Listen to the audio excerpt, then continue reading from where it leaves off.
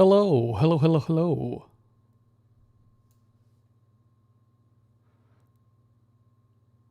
Welcome to the Ironheart stream, where we're talking about the newest Marvel thing to be excreted onto Disney Plus.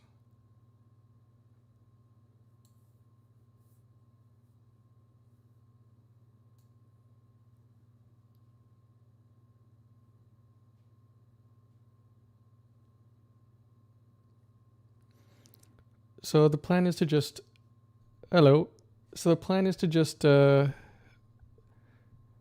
through the first 3 episodes, which have been released, and to sort of break down what's going on in this show, because I have a lot of thoughts.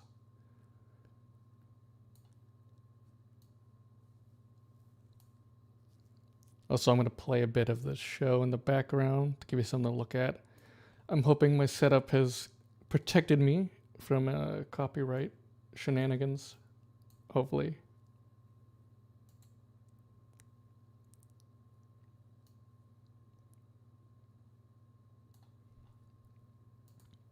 Okay,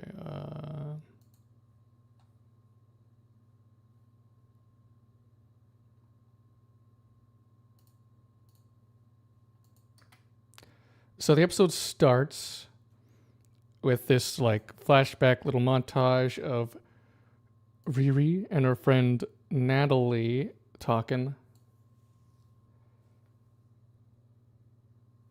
Do we even need to compare this show to Iron Man 1?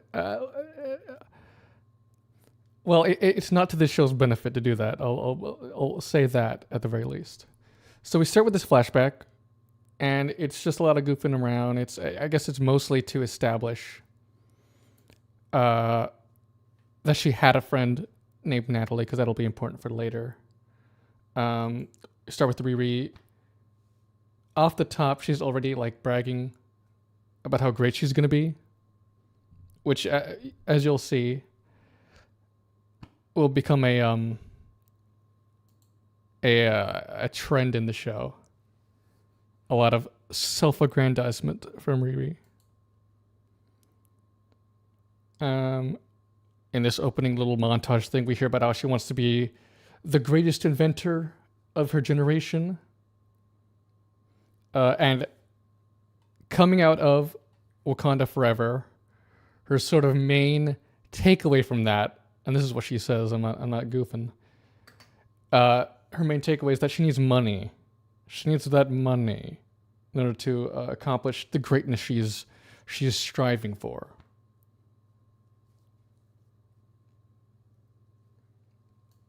And to do that, we see this in the opening montage.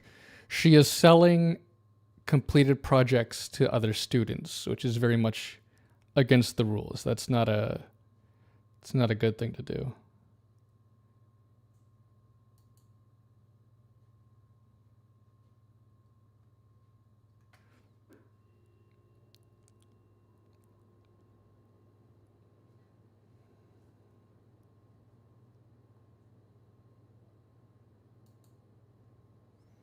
She has a line here. She says, like, I want to continue Mr. Stark's legacy and revolutionize safety.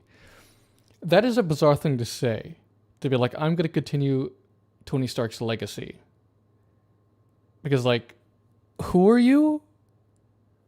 Like, I'm pretty sure his family are the ones that are going to continue his legacy. You're just like this random girl who has no connection to Tony at all. So that's a very bold, big assumption of her to make.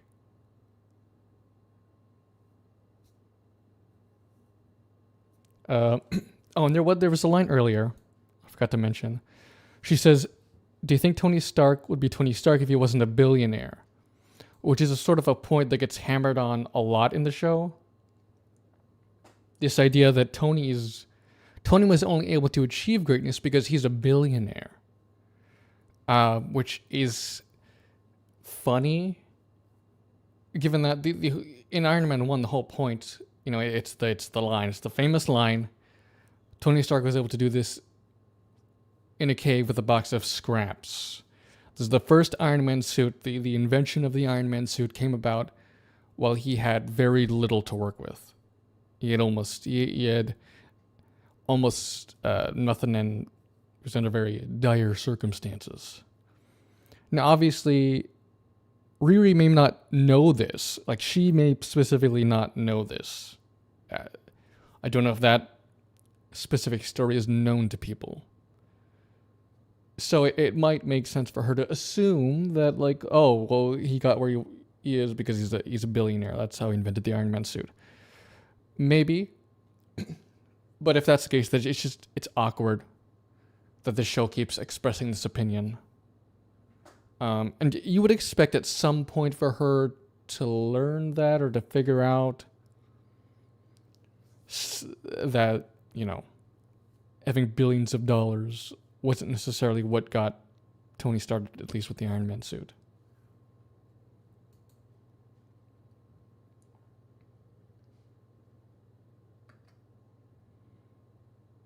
And we hear she's working on this, like, brain mapping algorithm that'll be more of a thing later. Oh, you know what I can do? Will this work? Oh, maybe this will work. Yes, okay. So you can see the subs now. So she is here at MIT. She's working on stuff. She's messing this up because that's quirky.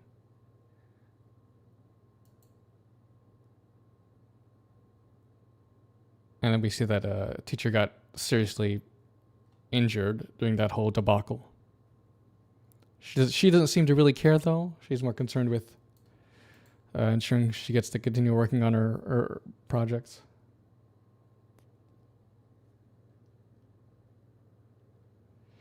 Hey guys, thanks for stopping by. We're talking about Ironheart, the newest thing for Marvel. So here we've got Riri. She's being scolded by this dean.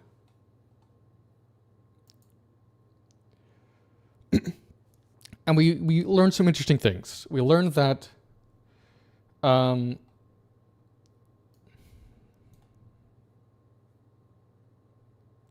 learned that she gets in trouble a lot. She's been at MIT for 4 years.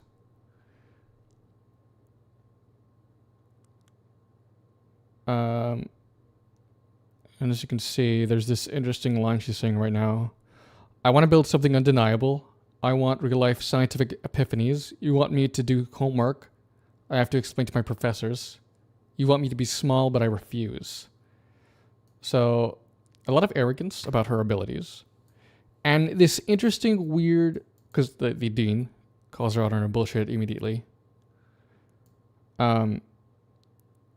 She's either lying. Riri's either lying about this weird, like, people want me to be small, or she's got this strange complex that makes her believe people are always against her. Now, the show doesn't really play into that. If that's meant to be the case, if it's meant to be the idea that she has this weird complex where she thinks everyone's against her. It's not really played into. So I'm questioning whether that was intentional.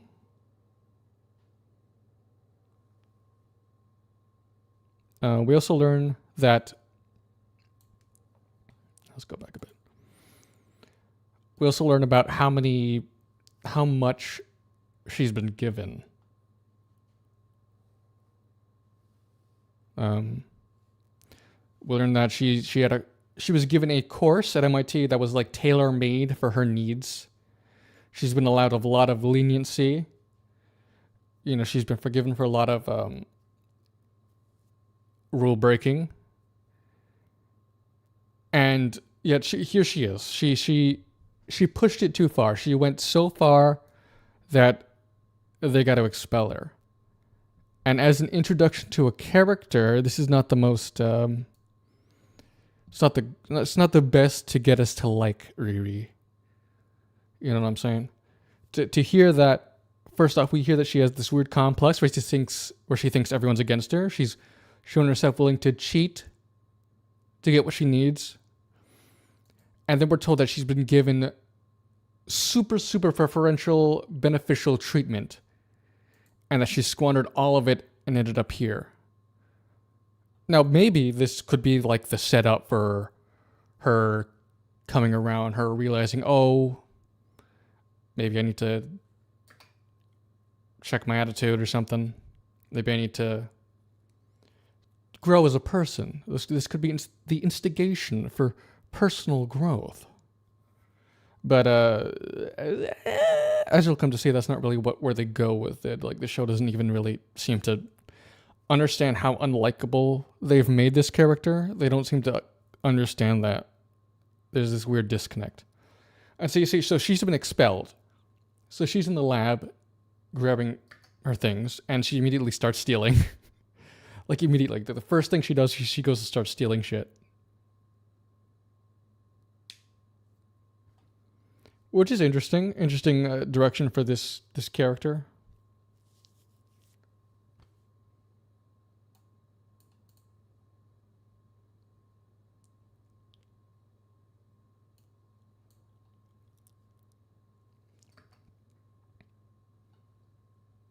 Yeah.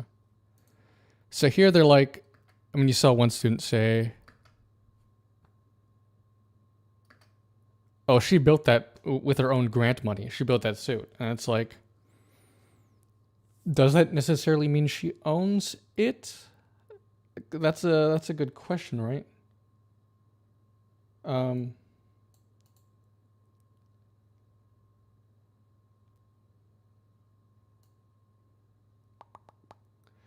Like, the way the scene plays, Riri herself is acting as if she doesn't own the suit.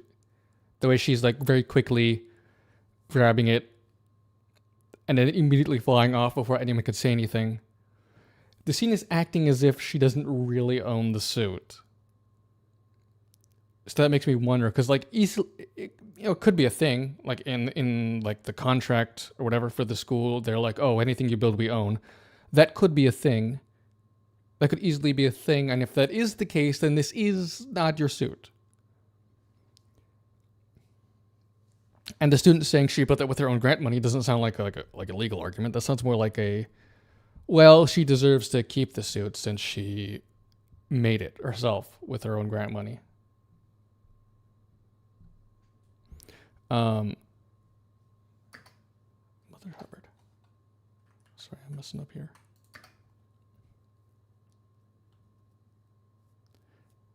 So yeah, she very quickly flies off in a hurry because presumably she doesn't actually own the suit.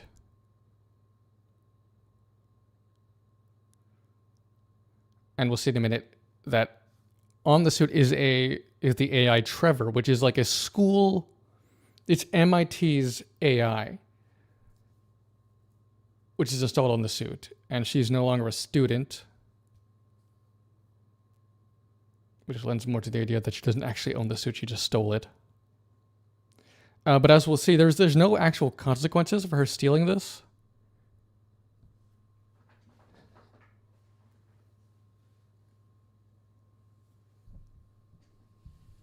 I mean, that is how it works. If it was her money, then it's hers to keep.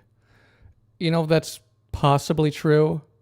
It's just the way the scene plays it. It doesn't play it like it actually is her suit, because of how much of a rush she is to get out with the suit immediately. As if she stays any longer, they're going to make her not take the suit. And also, the suit has, like, the school's AI installed on it. If that is the case, if she does own it, like, for real, I would prefer them to make that clear. So we cut to this group of thieves robbing this place. Through the whole scene, there's this tech guy, Stuart, doing hacking or whatever. And the entire scene, all of the characters are just ripping on him. It's the whole scene. And one of the things they say to make fun of him is they won't use his code name. His code name is Rampage, but they won't call him that because they think it's stupid. They think it sounds dumb. Which is goofy as hell. when you find out what the other characters' code names are. Because they're like, oh, Rampage, that's a goofy ass name. I'm not gonna call you Rampage. Says the girl whose fucking code name is Clown. And Slug. The other guy's Slug. Slug and Clown are making fun of Rampage for his code name. Like, what?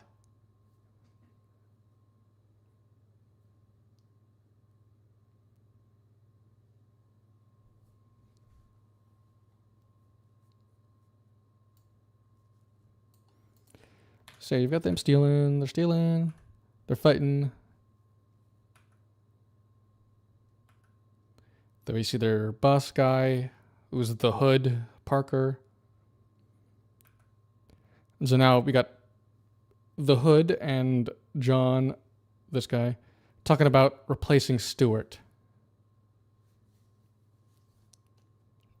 Replacing Rampage. And immediately Riri flies above head, which is super lazy and convenient. Like, they need a replacement. She immediately flies overhead. That's lazy.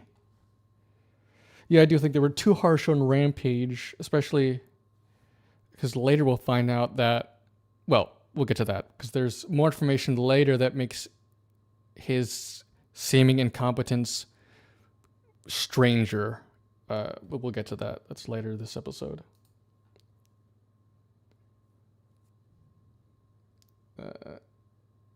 So Ruby's flying overhead, and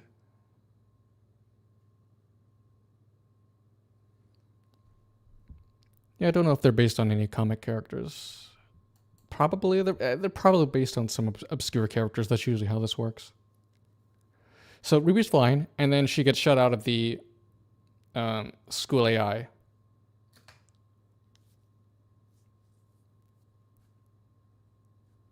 You know, there is this weird comment here that I don't think ever gets brought up again. Vital signs indicate corporeal overload. Are you all right? And I think it's highlighting. What body part is that highlighting? Is that her heart? Or.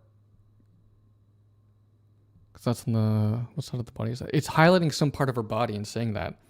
She's like, oh, I'm fine. And it's never brought up again. I'm not sure what is being indicated here. Is this like foreshadowing for some health issues she's gonna suffer in the future?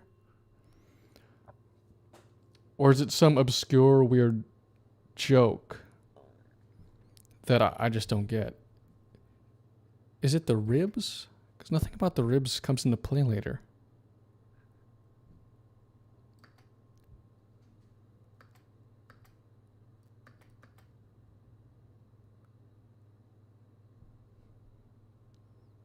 I think it's the heart. Oh, you're right. Because it would be reversed to us. So yeah, that would be the heart. So it says something like, oh, you've got some issue with your heart. And then she's just like, no, I'm fine. Super calm. Not even panicked or anything. That it's strange. I'm not sure what we're supposed to take from that.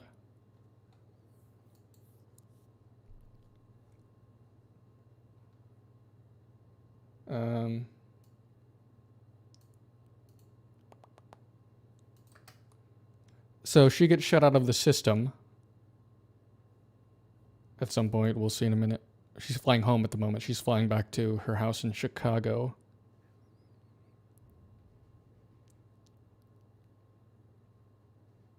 And so she gets shut out or something, or it malfunctions, whatever. She's flying through the city. And what's weird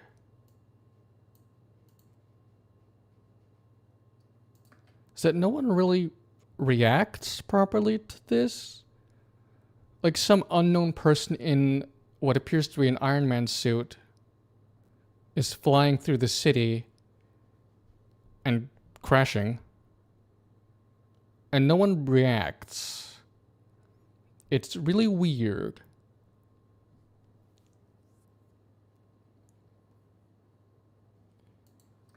I'm guessing this is supposed to foreshadow her panic attacks or something, but I'm not knowledgeable about that, so I'm not sure. Maybe? kind of a strange way to do it, though. Because she's not having a panic attack now. And I don't think panic attacks are intrinsically linked to heart conditions. So maybe that'll come up in the latter 3 episodes that we haven't gotten. So she crashes. She's totally fine, though. Ironheart. She crashes. She's fine. No one really reacts to her flying around the city in an Iron Man suit. You could argue that maybe, like, well, the Marvel Universe has gotten so fantastical that people just think that's stuff like that's normal.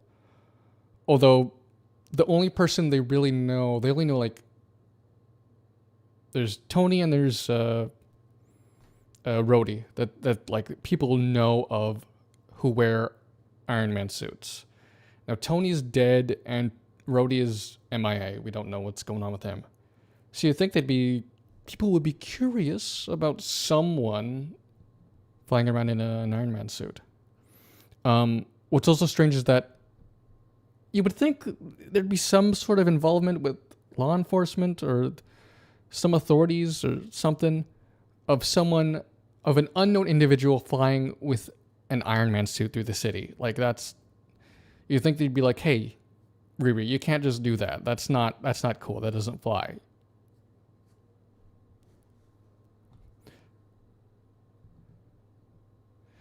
And I appreciate that her suit isn't just nanotechnology, but I guess that's to be expected as she wouldn't really have access to that.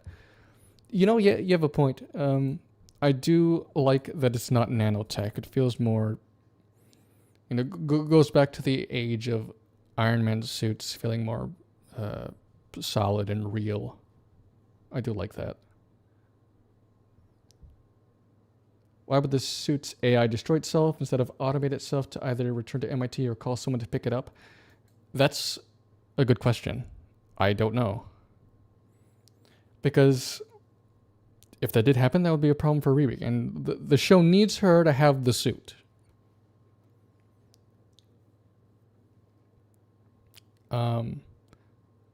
It's also kind of weird. The show's a little iffy on this, whether the suit needs an AI to actually fly. Because there are times when she doesn't need... we'll get to that. But there are times when she does not explicitly need an AI to be in control of the suit in order for her to fly the suit. But then sometimes it's almost portrayed like she needs an AI or the suit can't function. So like right here, the AI goes bye-bye and immediately things go wrong. She crashes. She gets a new AI later. We'll get into that. But with that, it's sort of off and on about whether she... It seems like when we get to that stage, she does not actually need an AI to fly the suit. It's inconsistent and weird about that rule. I'm not sure.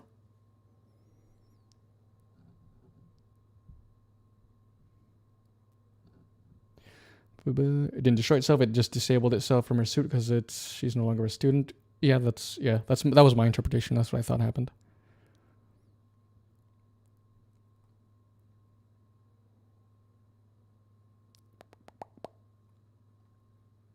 Yeah, I think it's there's some questions. There are some about why this is happening. Okay. Let's look at the title, Ironheart. This guy rides by, doesn't react.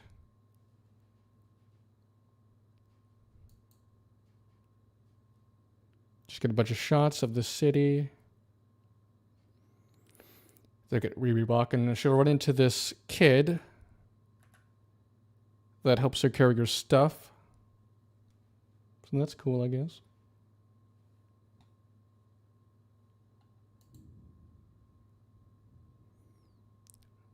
And she introduces herself as a genius because she's very humble like that.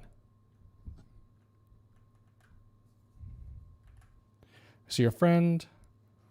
So when she's approaching the door to her apartment, she overhears her mom and her mom's friends talking about her specifically, with some interesting exposition. So here the timing is super, super convenient for her to just overhear this specific thing they're talking about.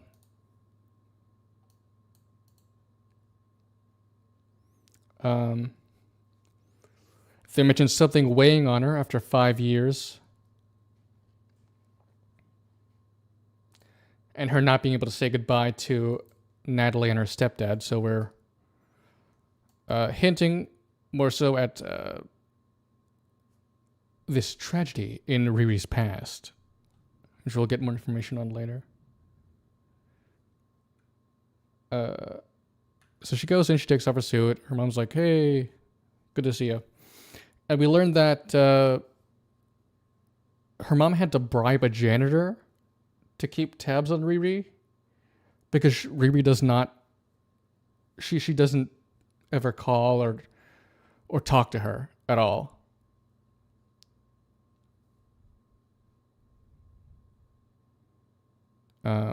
Just interesting detail about Riri. So at this point, we're like just stacking on not stellar qualities.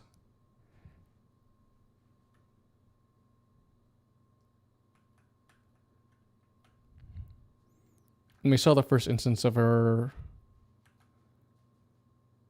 Her mom asks, like, why are you making this suit? She says, because I can. And that'll play into later because we learn where she gets that specific phrase from and what it's hinting at. But also, there's an interesting through line in terms of what her motivations for making an Iron Man suit. Because thinking about it, that's not the obvious thing to do, is it? For someone like Riri, who's trying to make a unique name for herself, creating an Iron Man suit, something that already exists, is a strange road to take. And multiple times we'll get explanations for her motivation for why she's doing this. And it's kind of confused and contradictory, but we'll get to that.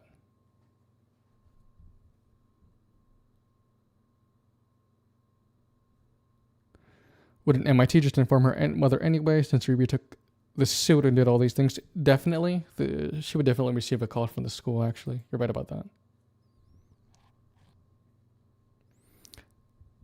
Yeah, well, I think the idea of bribing the janitor mostly it hints at the idea that Riri doesn't talk to her, like, at all. So to get any information on Riri that isn't something the school would call her about specifically, she needs to bribe someone to give her information about what's going on there. So it's more hammering home the point that Riri does not communicate with her mom at all and has basically ignored her the entire time she's gone off to school.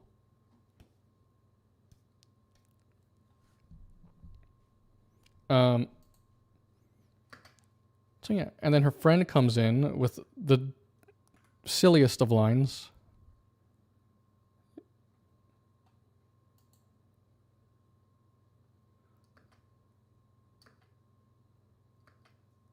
This dude comes in. I think his name is Xavier. He comes in, he says, hey, black people. Which is like, what? What the hell kind of greeting is that? You just walk in rooms and mention the race of all the people there. It's just so goofy. Like, what are we doing here? So it's her friend, Xavier. We have a little thing going on, I think. Some romantic tension or whatever.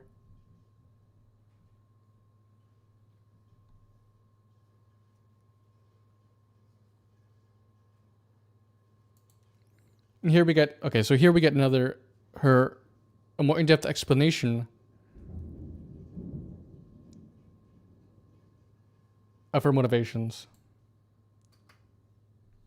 That reminds me of the movie Karen, where two black people are in a bar and go black excellence to each other. The dialogue is so weird. Yeah. It's very lacking in subtlety and also not how people really talk. And so, here Riri lays out her first version of her motivations for why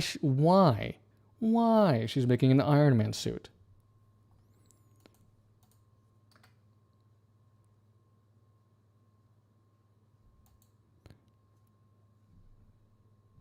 Basically, she says she could make other things, but no one would care. But if she can build an Iron Man suit that's better than everyone else's, then people would have no choice but to respect her. So another indication of her character. She's someone that is desperate to get people's respect. She doesn't feel respected. She wants to be respected. She wants the respect.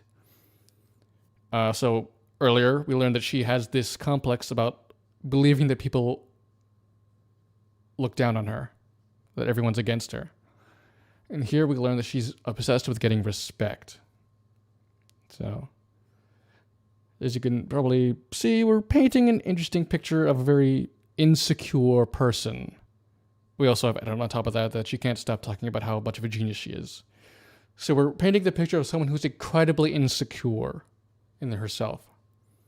Now, whether the show actually acknowledges this, understands this, that's the character that they're making, is another question.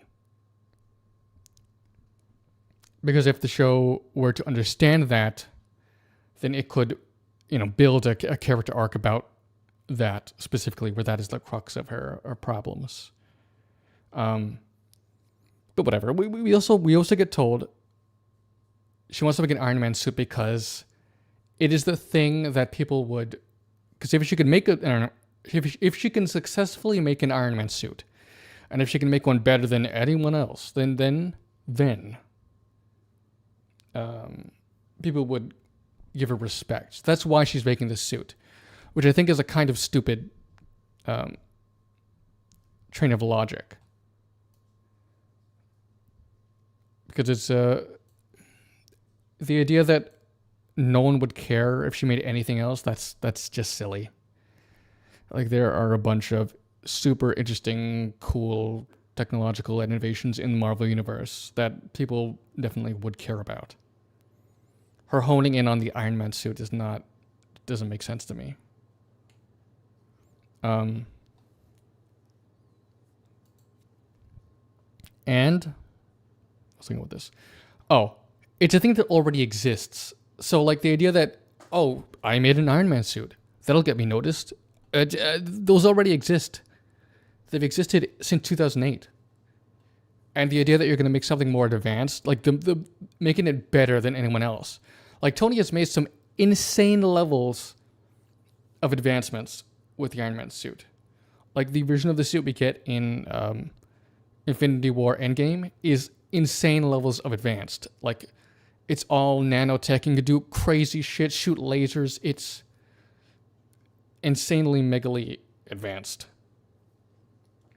So the idea, it's an uphill battle that she's going. It doesn't make any sense.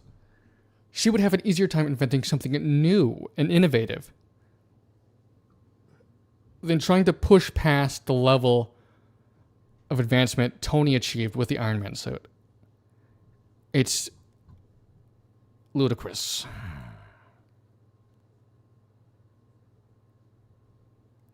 I could make other things, but no one would care, like the vibranium tracker that almost caused a world war. That's an interesting point. Like, the vibranium tracker alone should put her on the map, or whatever term you want to use.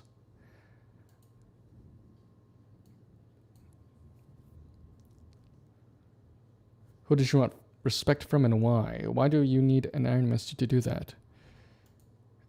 Yeah, it as far as I can tell, it just seems to be a general respect from other people that she believes she doesn't get.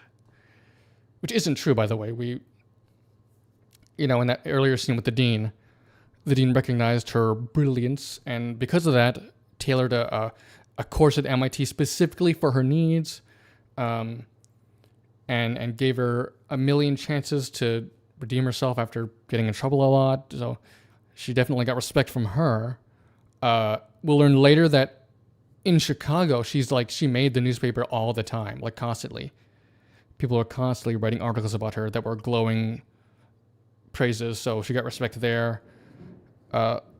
Pretty much every character that comes into contact with Riri shows some level of respect for her, and reflects the idea that, you're a genius, you're super smart, you're great. So who exactly she doesn't get respect from is unclear. again, it seems more like some weird complex where she believes this to be the case. She believes she doesn't get respect. But that's not true. But the show doesn't seem to recognize that that's the case. Even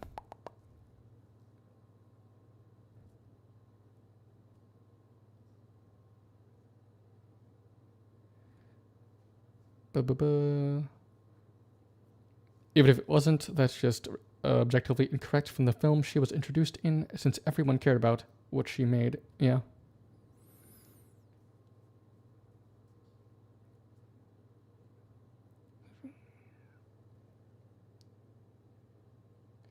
But I think if you can make something one of the most respected men on the planet made, people would definitely give you that respect.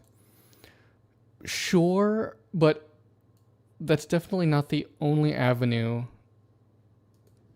to respect. And she'll add, I think it's next episode or the episode after, she adds an additional like qualifier. She wants to make something iconic. Which again, if you're just remaking something that already exists, I doubt you're going to get iconic status because someone kind of already got that before you.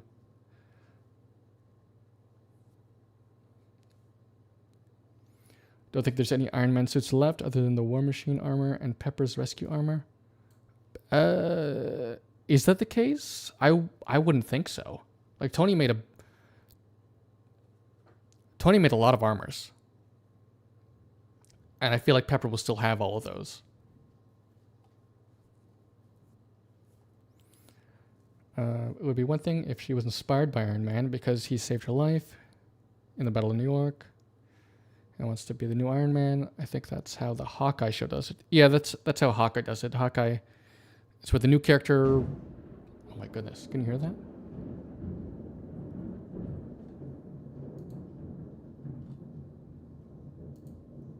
It's seriously like thundering here. That spooked me a little.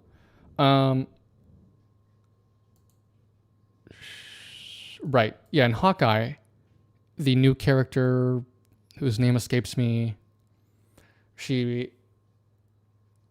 saw Hawkeye. I guess Hawkeye didn't save her in the Battle of New York, but she saw Hawkeye at the Battle of New York, and she was impressed. So she wanted to, like, she was inspired by him.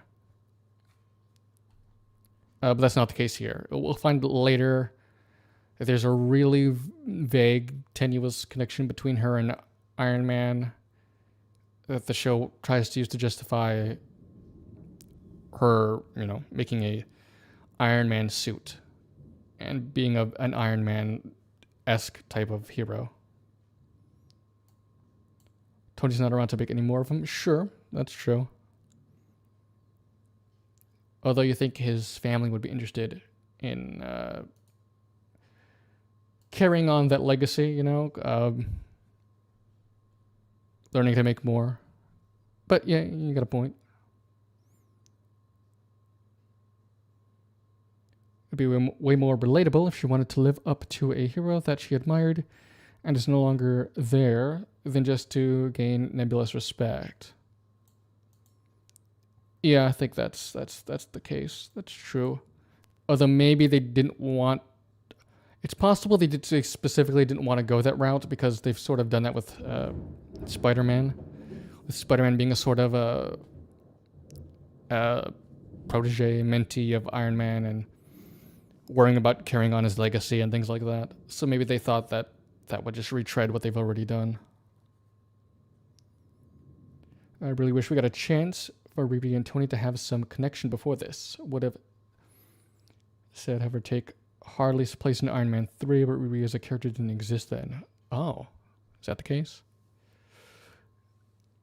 Yeah, it would have, I think, been a stronger link if there was a connection at all between them.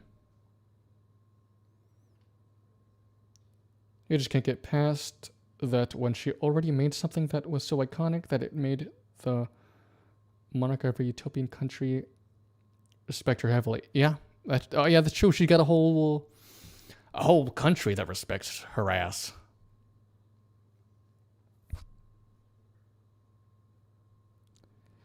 Kid from Iron Man 3 should have had a plot line. It's weird Riri to have it. Yeah, we didn't really get any more with that kid, did we? Except a cameo in Endgame.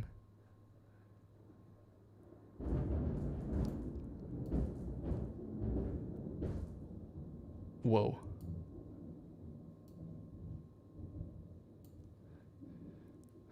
I'm not sure how well that's coming through on the mic, but it is seriously thundering outside. The gods are angry at me for covering Ironheart. Okay.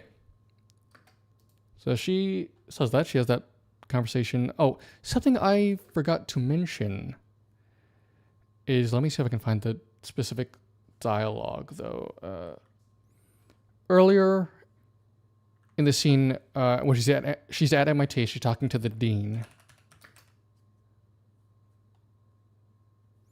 She also mentions a sort of different motivation for creating the suit. Let me see. I want to continue Mr. Stark's legacy and revolutionize safety. My suits would shorten the response time of first responders, firefighters, search and rescue teams, etc. So earlier, it seemed her motivation revolved around that specifically, around helping first responders, firefighters, etc.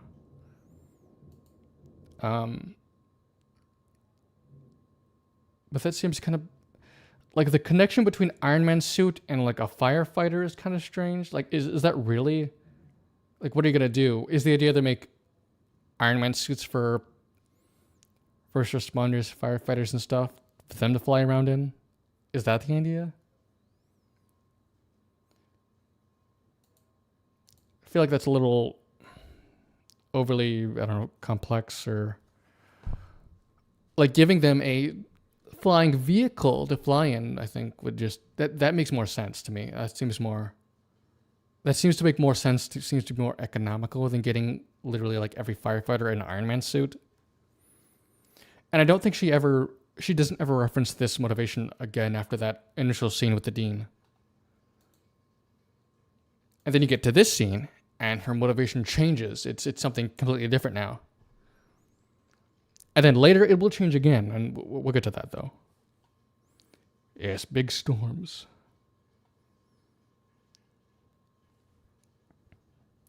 Could be interesting if she started building her Iron Man suit to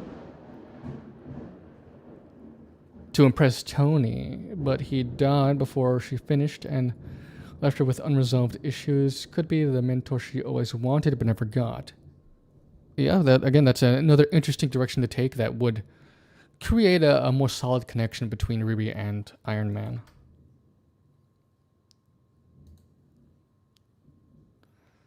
Closest I could think of would be in Avengers 2 with the Ultron project. Yeah, in Avengers 2, Tony was trying to create the Ultron project, which was like not suits, but robots that went around and helped people. I think that would make more sense than what Riri's trying to do with creating Iron Man suits. So here they stop by her stepdad, Gary's garage. There's a mural for her stepdad and for her friend Natalie. So you're already, flashback. You're already getting the sense that something happened to them. They died. Very tragic.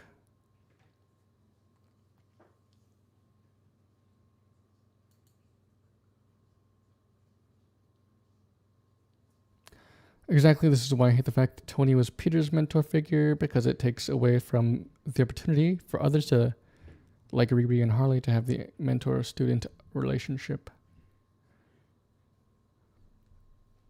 Yeah, I see your point of view. I understand that.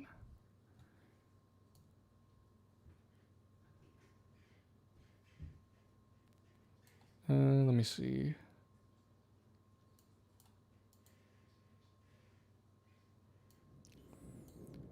So I don't know if it's the scene of the previous, but Riri says something like, "I need a job that pays, and a lab so massive they don't notice if I finesse a resource here or two." You were there. Fuck. Sorry, I'm mumbling all over myself. I need a job that pays. In the lab so massive, they don't notice if I finesse a resource here or there. So yeah, back to her main motivation is that she needs money. She needs that money. It's kind of funny here that she's already talking about stealing from a lab that she's not even hired at yet. Like, why is that immediately where her mind goes?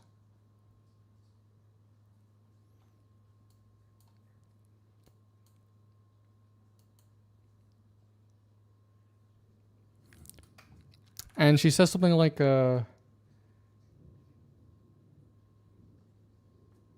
everything here feels so small. She says in reference to her hometown. Everything here feels so small.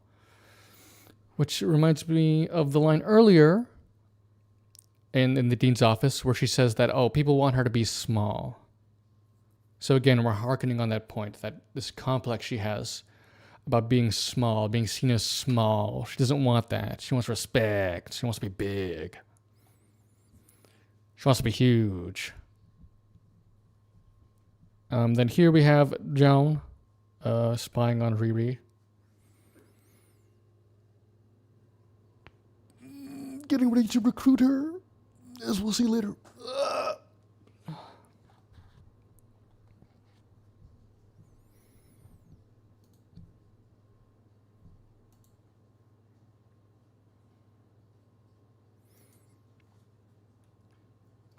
Oh, and in this scene earlier, we got more instances of like really clunky exposition. Where we have Xavier telling Riri about her own past with her stepdad. Very clunky. It's like it's what you call, as you know, exposition. Or you have a character tell another character something they both already know. And it's purely for the benefit of the audience. So more clunky dialogue. So next day they go here. They go to this shop to buy parts.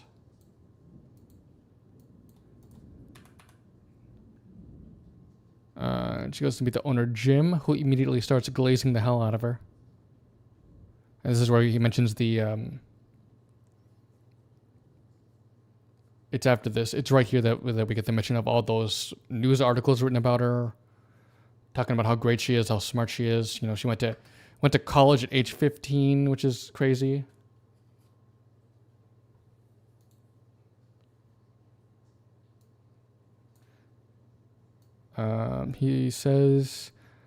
Jim says, I knew you'd be big time and come back here and spend all your money with me. Which is super ham-fisted way to hammer home the like distance between where Riri wants to be in life and where she is. It's super clunky, in your face, like basically Jim telling Riri, oh, you should be doing amazing right now. You should be like stellar or great. You should be rich. And Riri feels bad because she's not.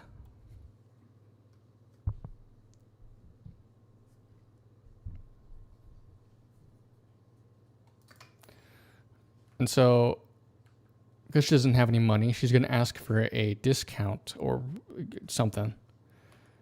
When suddenly John, one of the thieves, comes and pays for her stuff for her. Then he mentions the articles, which we've already talked about.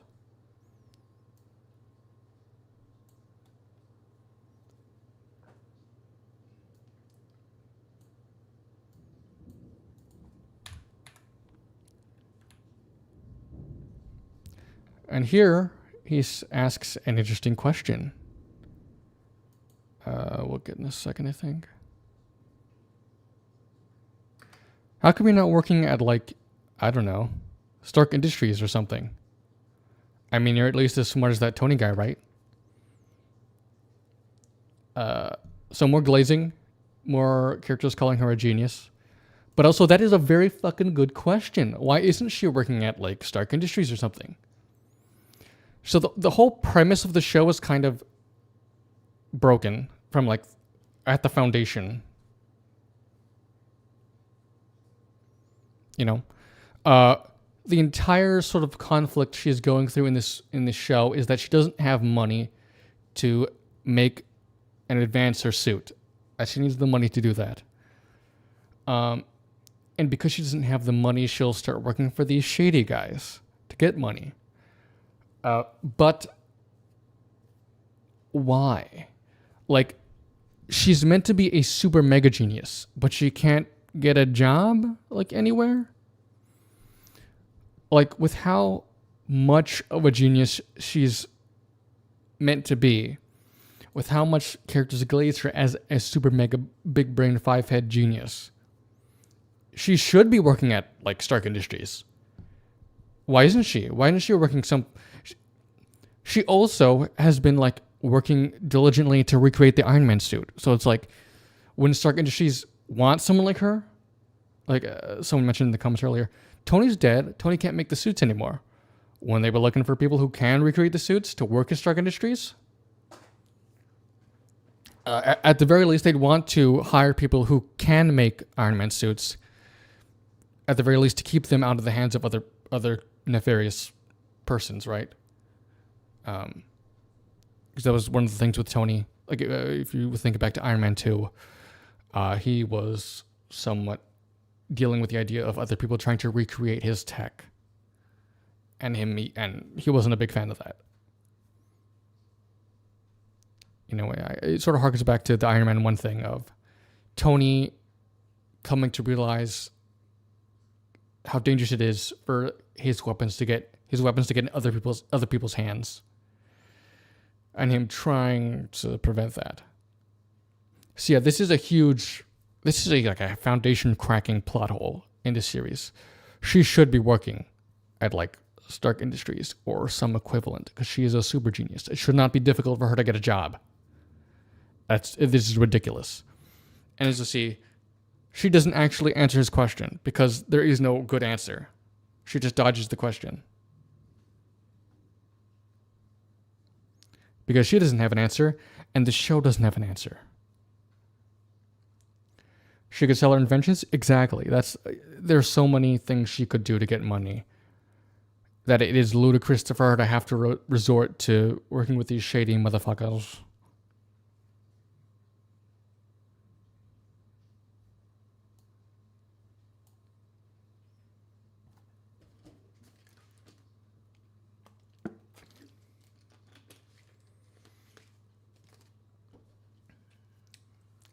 Oh, and, well, you know, there was something that came to mind that I thought was kind of interesting.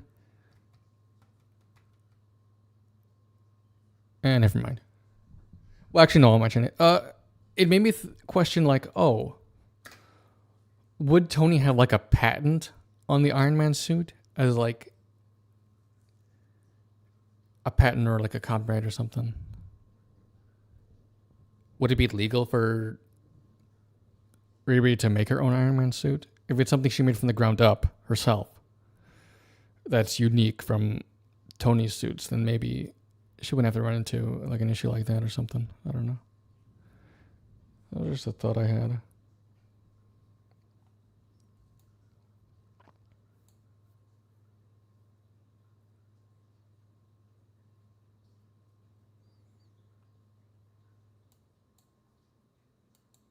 Oh, and I thought this was kind of goofy. There's this line here where she says, you know, he's asking about her not working for Stark Industries. She says, I don't have $1 billion. I can't get people without resources. And then she says, in a second here, she says, did I miss the line? Well, I'll just read it for you. It's, oh yeah, I did miss it. I just met you, and he, referring to Tony Stark, contributed immensely to the field, so I won't roast Tony Stark off the rip. Saying Tony Stark contributed to the field is kind of goofy. He invented the Iron Man suit. He invented the field.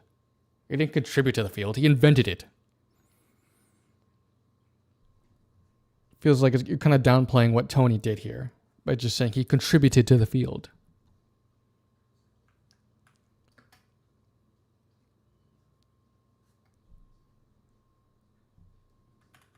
So she gets, recruited by the shady guy.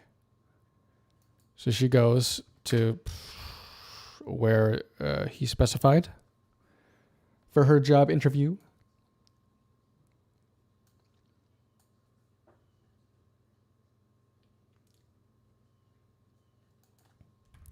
She gets in this elevator,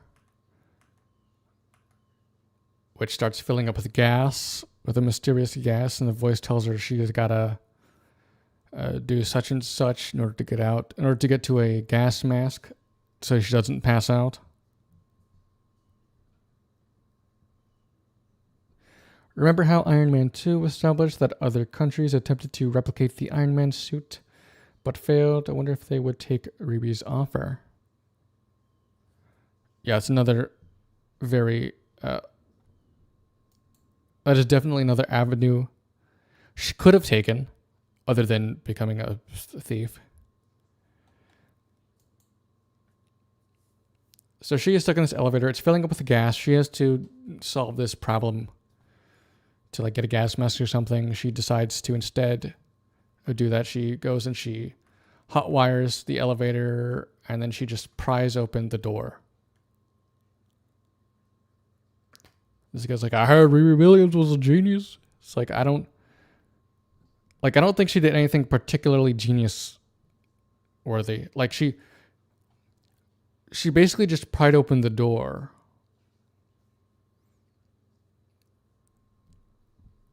So them treating her like what she did was fucking genius is silly. What she did wasn't that impressive. It wasn't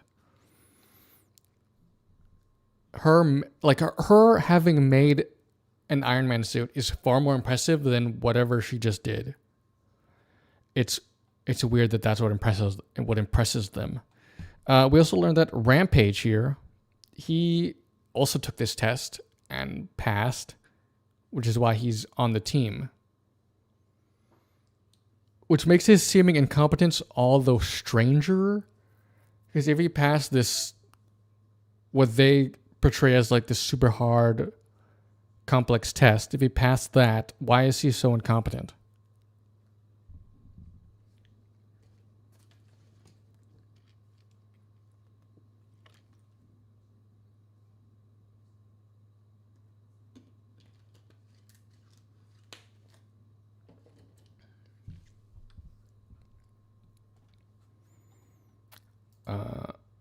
I think that's something the writers didn't think through.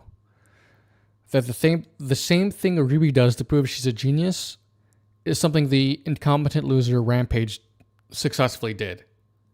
I mean, they say she beat his time, but he still completed it. He still did the thing that they wanted him to do that proved he was worthy to be on the team.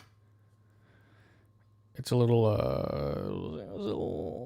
contradictory there.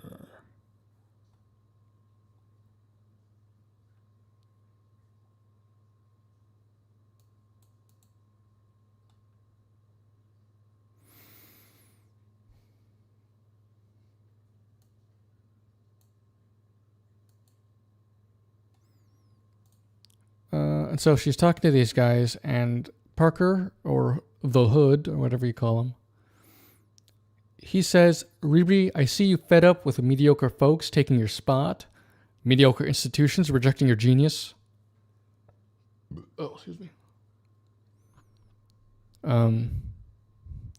Soon enough, you're gonna get tired of making yourself so small to fit inside those awkward boxes they put you in. When you're ready for the respect and the money you deserve, come work for me. So he seems to be playing on a lot of her personal insecurities.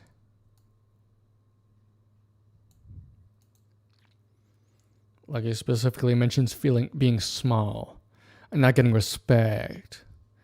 It's possible that John, who was spying on her, overheard her saying these things, and that's why the Hood uses them to manipulate her, convince her to be on his team, to work for him.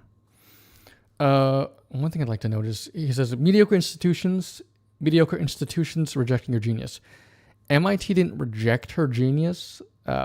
She got expelled for plagiarism. It wasn't her genius that they were rejecting. It was her breaking the rules over and over and over again. But again, we have another character just glazing the hell out of her, which happens all the time. Like, the writers seem extremely insecure about the audience not seeing Riri as a genius. So they want to hammer that in again and again and again. She's a genius. She's super smart. Take her seriously, please.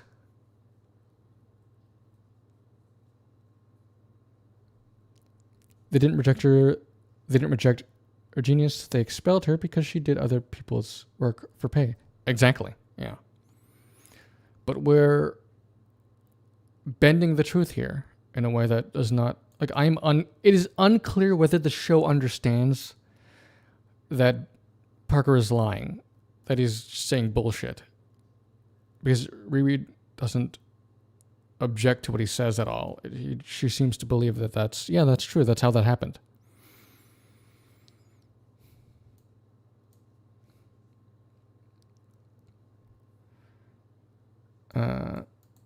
Okay, so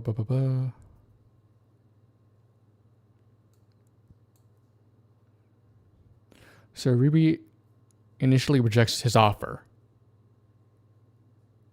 but then he shows her a bunch of money, a box full of I don't know, where's the money? He shows her a box full of money to try and convince her. All right. And then he straight up says, like, oh, yeah, our work involves, like, theft, extortion, breaking, entering. And then he explicitly says, like, oh, he has reasons they do what they do, but he's not going to tell her. And somehow this conversation leads her to agreeing to work for him. Like, first he lays out how incredibly, ridiculously illegal what they do is. And she doesn't ask any questions about, like, oh, who are we stealing from? Like, as far as she knows, they're like, oh yeah, we steal from orphanages. Like, as far as Riri knows, that is what they do. But she agrees anyway. And Parker says the most suspicious shit. He says, we have reasons. I have reasons we do this, but I'm not going to tell you. Like, that is so fucking shady and suspicious. But she agrees anyway. She's an idiot. She's stupid. She's incomprehensibly incompetent. And also, she doesn't seem to have any, like, moral... She doesn't express any moral quandaries, moral concerns about being involved in theft and extortion. She's like, yeah, okay. So at this point, the show is telling us that, like, she's incredibly insecure. She has a warped view of reality. She treats the people around her not great. She has a huge ego. And also she has very flimsy morals. And it's like, I don't think the show understands how incredibly unlikable and despicable they've made this character. Because think about this, okay. If the show understood how immoral and unlikable she is, the writers could have done something with that. You know? The idea of, if we go into this show with the understanding that, yeah, Riri is a bad person, then we could work with that, you know? Maybe it's the exploration, it's the dissection, it's the character analysis, it's the character study of a person who is a bad person and what her immoral characteristics and insecurities drive her to do. That could be interesting, you know? There are other shows, movies, and stuff with a protagonist that is very clearly a bad person. but they make that work because they present us an interesting character, an interesting study of an interesting character. But Ironheart does not seem to understand that she's like a bad person. This will come up more and more, but she keeps getting referred to as like the idea of being a hero, and her keep getting referred to in the same notion, which makes me think that the show does not understand that she is not a hero, that she is a bad person.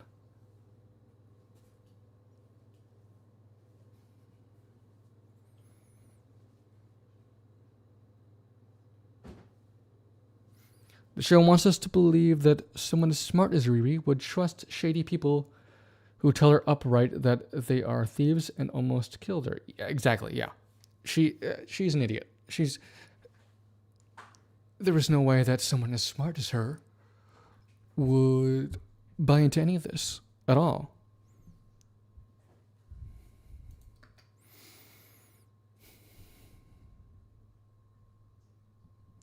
Well, Ruby states that she realizes Parker is shady. Right now, she just took it to get some money because she is essentially broke, but she's not entirely trusting of him. Yes, but there's a big but after that, a big old booty. Well, as mentioned, as we talked about before, I don't buy that she has to resort to this to get money. That doesn't make any sense. Second of all, these people immediately put her life in danger. Her not trusting them is good and all, but like, she doesn't take any precautions against them, like trying to kill her. We'll see that in episode 3, where she is caught off guard with the idea that they would try to kill her. That catches her off guard. It's not something she suspected. Plus, there's also the fact that they are self-admitted criminals, and working with them is a bad idea for more than just her safety. For more than just the idea of not trusting them. For the idea that, like, if she gets caught doing very illegal shit with these people, her future is in jeopardy. She's kind of fucked. Because then not only is she broke, but she's now a fucking criminal. And she could go to jail. And that could destroy her future. Which is not something she seems to fucking consider. She's a silly bean in that regard.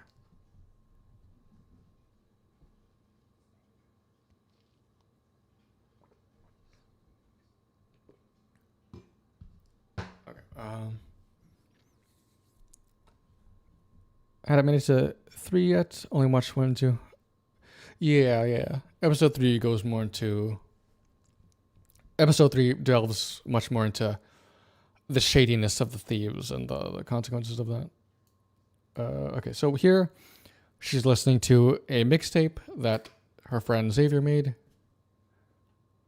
And in the mixtape is a recording of her friend Natalie. And hearing her voice, it sends her into a bit of a... it makes her very... gives her a traumatic flashback. Is what it does.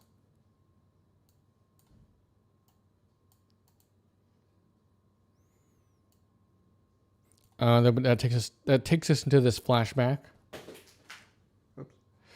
That takes us into this flashback where we have Riri, Natalie, and her stepdad working on a car. And it ends with something very bad happening. We learn later it's a drive-by shooting that resulted in her stepdad and Natalie's deaths. And it's very traumatic.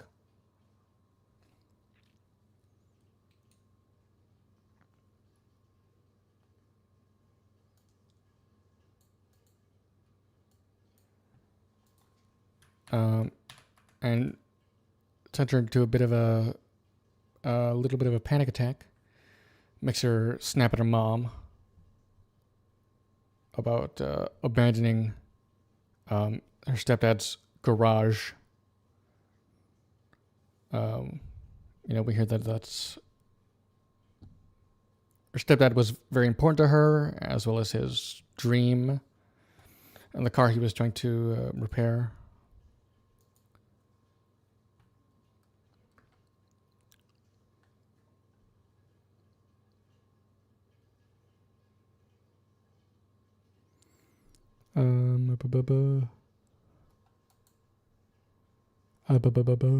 The show does not show us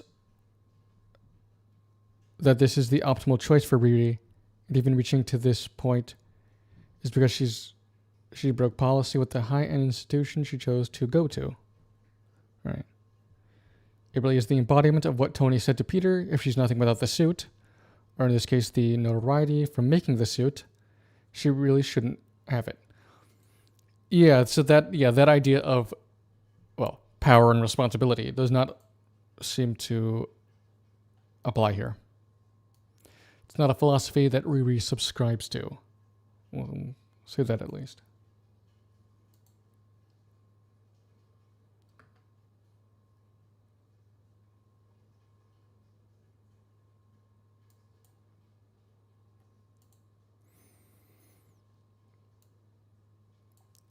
She gets back to work on the suit.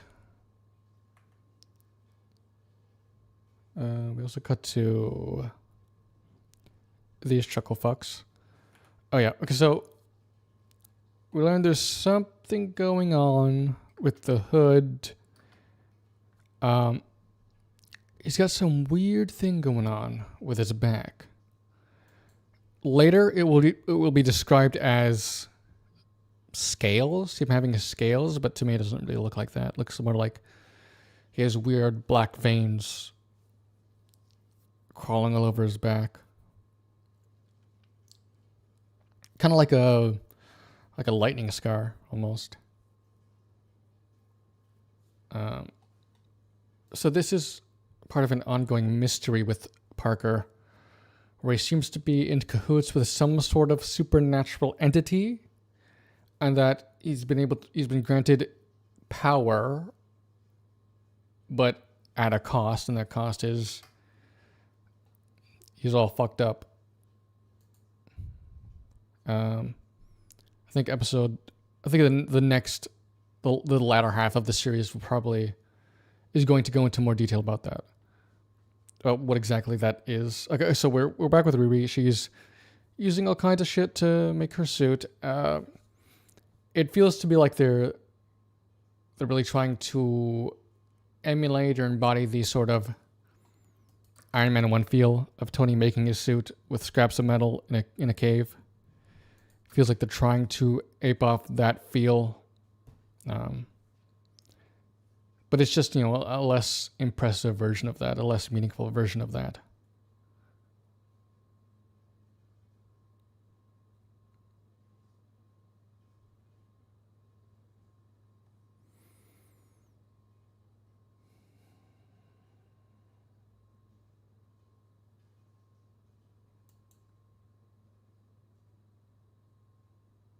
Yeah.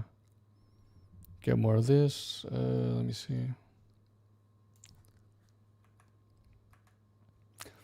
So she starts this brain mapping process that is apparently some new high-tech thing she invented. Because the way it's talked about later, it's talked about as if it's some crazy cutting-edge dangerous technique. So she's doing this because she's trying to create an AI for her suit, because she no longer has access to Trevor, the school AI.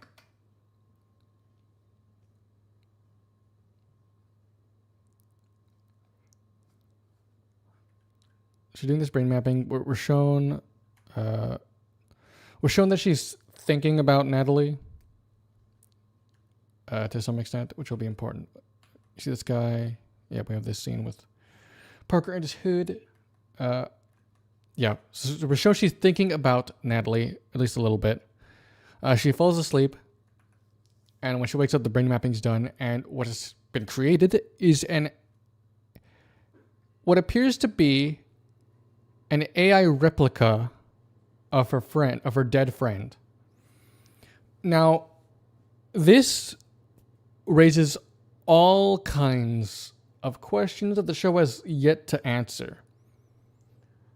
And I'm starting to question whether the latter half of the series is even going to attempt to answer this.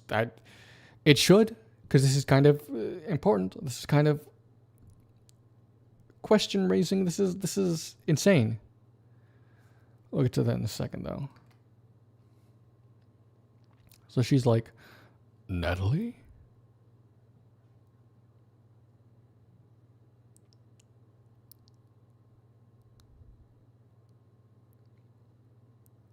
And then her friend says, well, who the hell would it be, bish?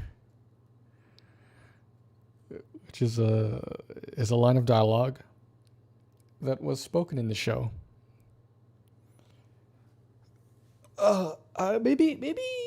Maybe other people feel different, but I find it kind of cringe. Who the hell else would it be, bitch? They should have just gone for it, though, right?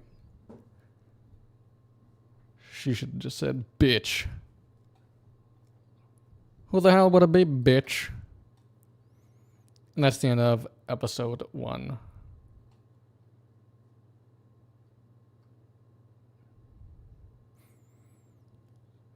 So we'll talk more about AI Natalie.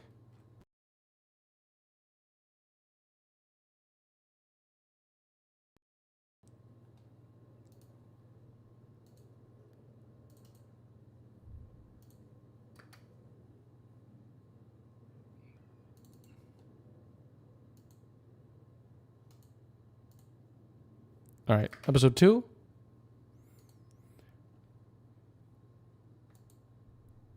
What is it with this show and cringe young people slang? Yeah, I know it's sort of obsessed with that sort of slang.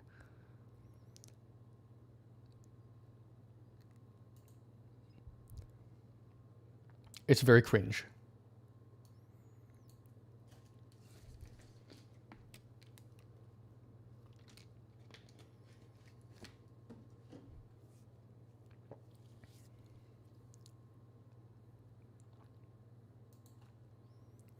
Okay, so we started with we're continuing off from this.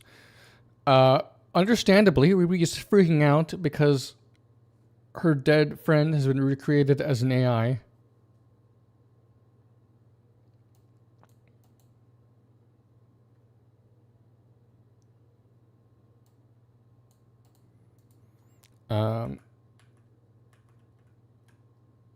So Riri's like, okay, this is not good.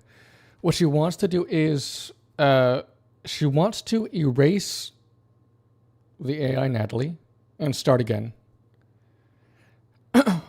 Which Natalie there is not very happy about.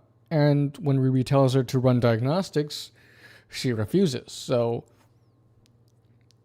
we have an AI here that is refusing to take orders. Like it is a level of complexity that is kind of insane. Like she not only has her own, this AI has this like distinct personality. It is also complex enough to like refuse orders,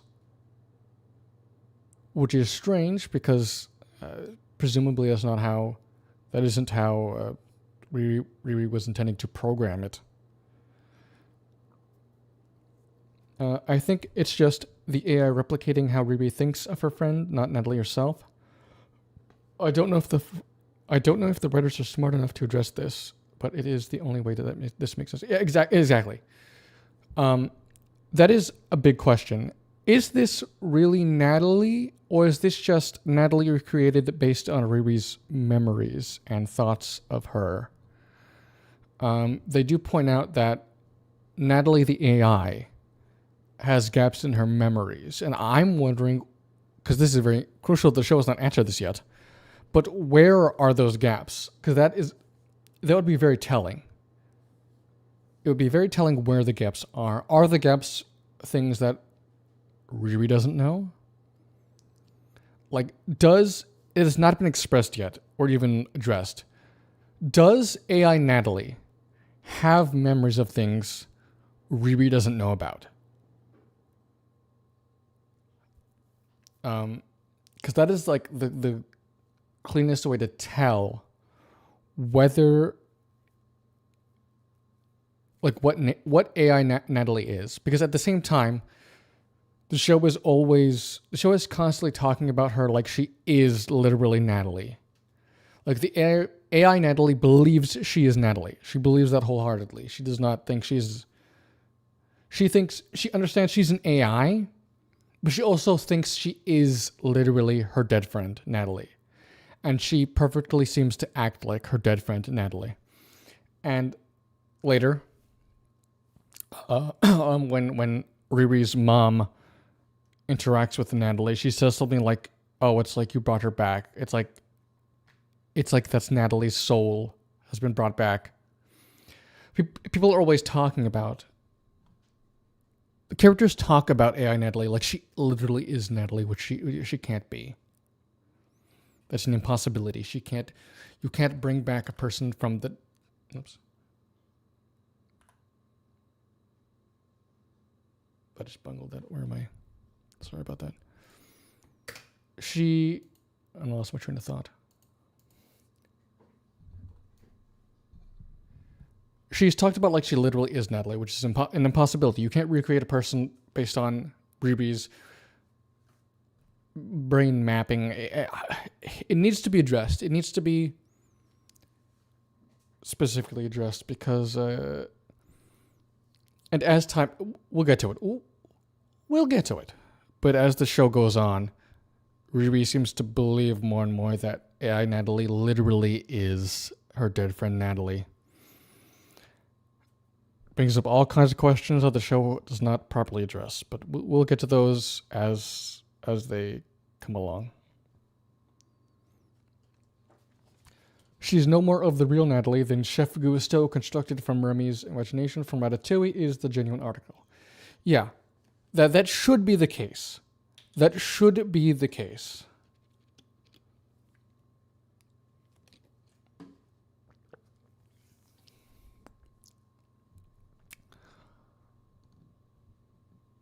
Yeah.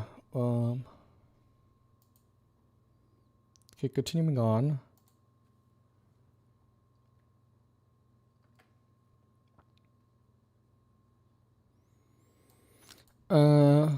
We have Xavier showing up. He invites her to some party or something later tonight.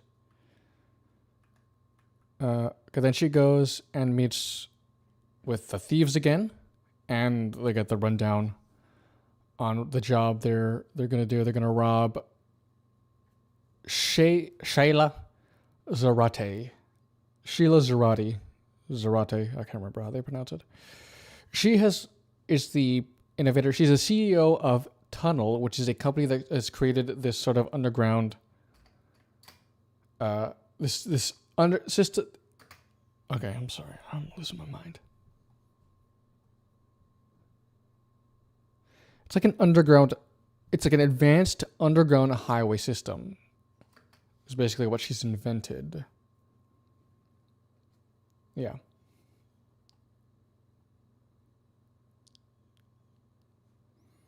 And they have an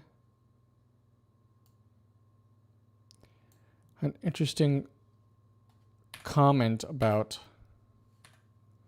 Okay, so first she's being introduced to the team. Blah blah blah. They're all really fucking cringy and lame.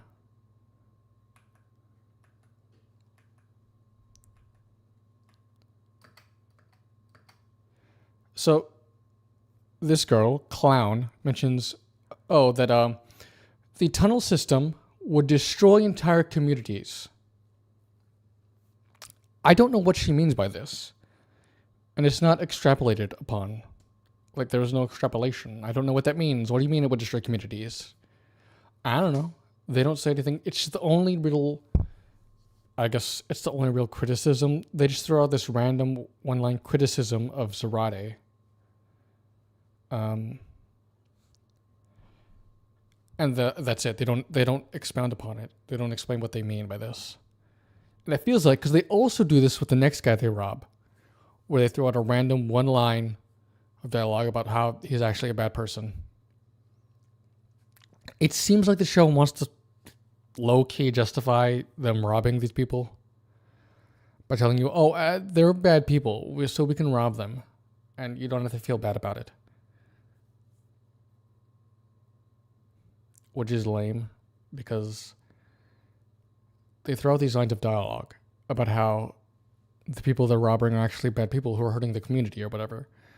But otherwise, the thieves don't express that they actually care about that at all. Like, that is not what motivates them. What motivates them is they want money. That's it. It's not any more noble or complex than that. They're not Robin Hood. They're not Robin Hood. They're not doing this for any noble reason. So them throwing out these random lines of dialogue seem to purely come from the writers. The writers want to sort of kind of vaguely justify what they're doing. And I think it's because they understand, to a small degree, that all these guys are horrible people and are unlikable. And they want to make them a little bit more likable, so they kind of try to justify what they're doing a little bit. So you don't have to have to not put the audience in such a moral quandary with these characters.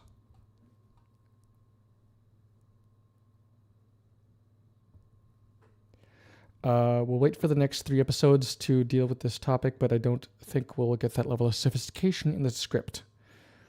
If I'm wrong, then I'm wrong, but I still doubt it. Right, in regards to the Natalie AI. Yeah, I also doubt that the writers are capable of that level of sophistication. I don't have the trust in them.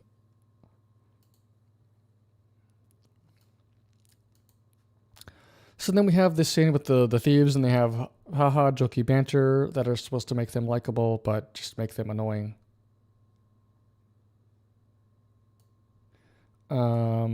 So they get the rundown on the job.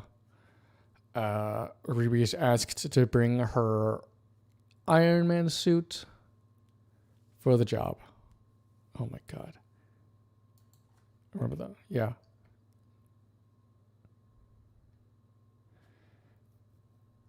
Silent but deadly, and she does that. Very cringy. I think it's meant to make her funny, likable, endearing. She's not. None of them are. I don't like any of these people, and I doubt much of the audience will like any of them either.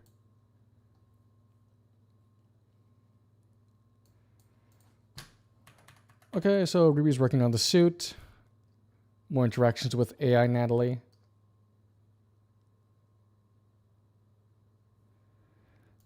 She makes a comment where Natalie does something and Ruby's like, oh, just like the real Natalie. Which is the first in a long line of indications that Riri continues to think of, increasingly thinks of AI Natalie as the real Natalie, but we'll get more to that later. Riri needs parts. So she looks up someone on the black market. She finds a guy. She finds a shopper that has purchased a lot of the parts she needs, and she goes to track them down.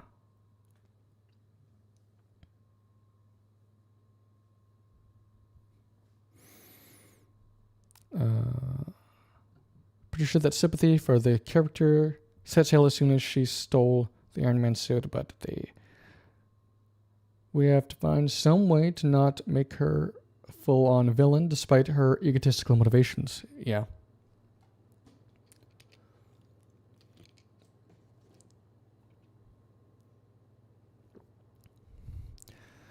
The MCU, like every other franchise, failed the moment it incorporated 90s Zoomers. Never underestimate Gen Z's ability to ruin everything with their stupidity. Yeah, I'd say Ironheart is very much in that line. Ironheart is awful in the comics too. Yeah, so I've heard they're also not very good in the comics. Okay, so she's gonna go meet the black. She's gonna go find. She tracked down his address. For some reason, I don't remember the exact line.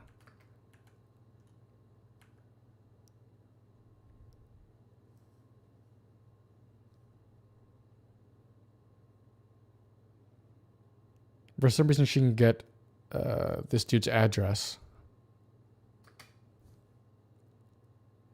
I'm not sure why his address is on the black market, but whatever. So she sticks Natalie, because Natalie was in the suit, she sticks Natalie into her laptop so she can not be followed. She takes the suit.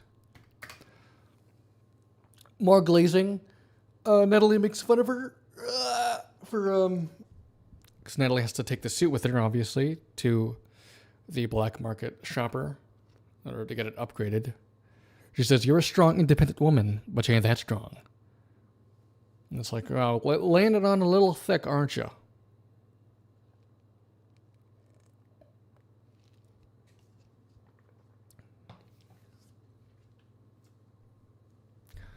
Ironheart is not a hero. She's a villain. You know, based on this show, yeah, she's a villain.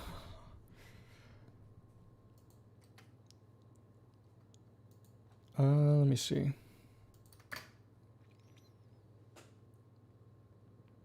So there's this quick scene where she goes to this kid again and borrows his wagon to carry her suit. She's on the railway. She's on this train. There are a bunch of Cubs fans. She steals his flag to cover her suit. And then we get introduced to Joe, the black market shopper guy.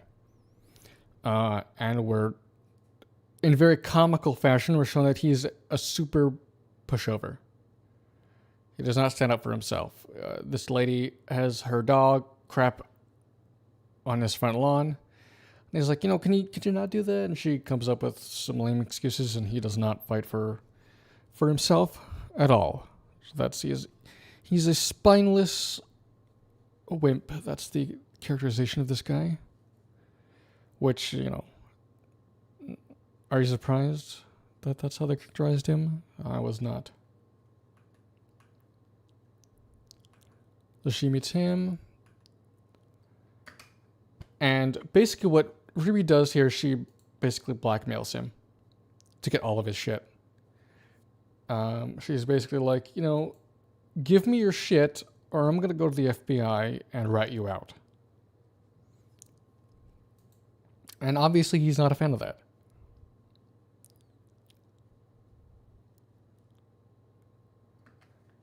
And it's very shitty of Riri also, because she doesn't necessarily need to take this approach with this guy. Like, she could offer to buy the part she needs. She doesn't have the money now, but she's going to be doing this job. She's going to get paid from it. So she could make a promise to pay him when she gets her paycheck. But she doesn't do that. She doesn't do that at all, and she doesn't pay him. Instead, she blackmails him into getting his shit. It's very not nice of her to do.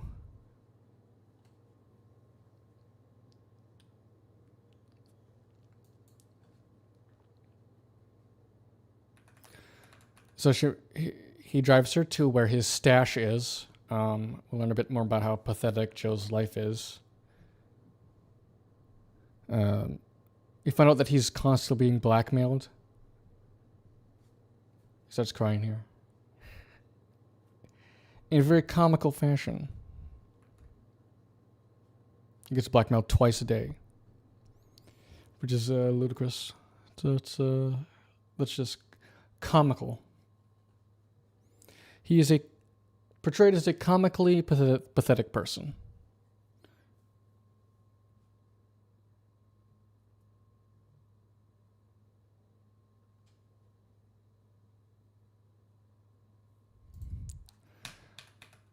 And so back at Riri's apartment, Natalie, in the computer,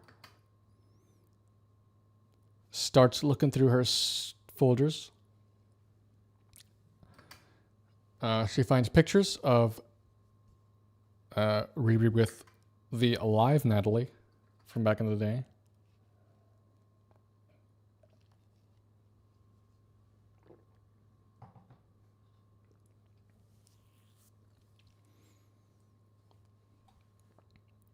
And somehow this convinces Natalie. It convinces Natalie that she needs to immediately go and help Riri right now, which is a strange line of logic that that doesn't quite compute for me. She sees photos of Riri with the real Natalie that convinces AI Natalie that she needs to go now to go help Riri. I don't know why. I don't know why these pictures would convince her to do that.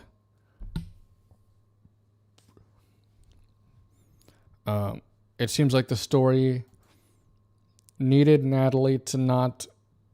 Well, the story needs a few things to happen with Natalie here. And that's why she starts doing this just all of a sudden.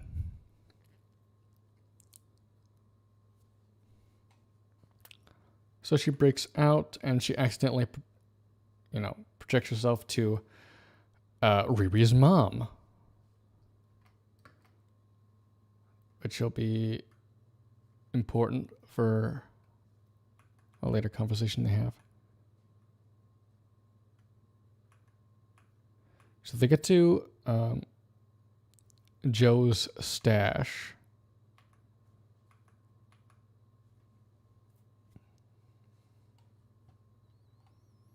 He has a bunker full of illegal weapons and other illegal technology that he collects. He describes it as a quirky hobby. He doesn't actually do anything with this stuff. He just collects it. And he makes an offhand comment about how it helps him feel closer to his dad, which is an interesting line of dialogue when we get to episode 3. And we get the reveal about who his dad is exactly.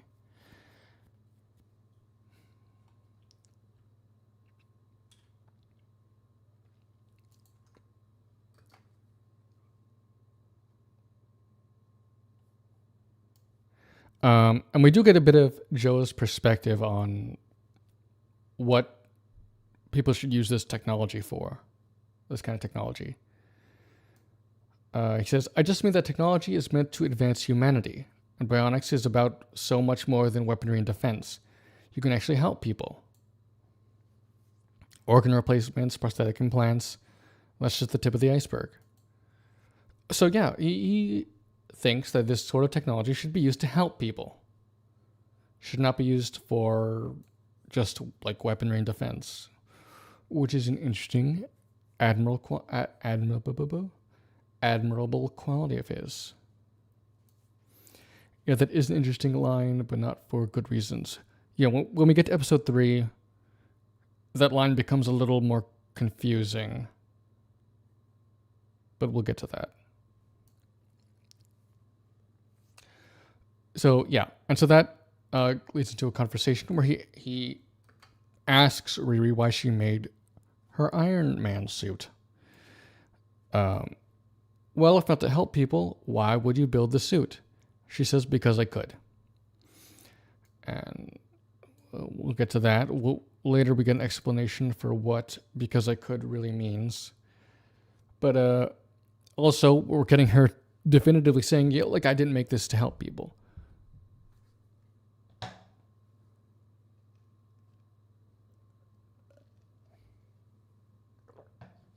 Which not only is kind of shitty for your superhero character, but also kind of contradicts what she said in episode 1 at the beginning in the dean's office, where she framed it as if making the Iron Man suit was strictly to help people. But again, it seems like the show has immediately forgotten about that, and that's no longer an aspect of her motivation.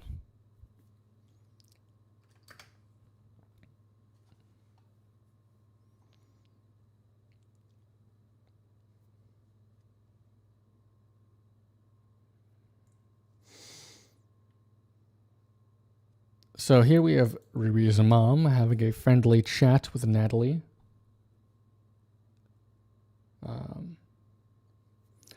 Where Natalie is complaining about Riri not letting her help her.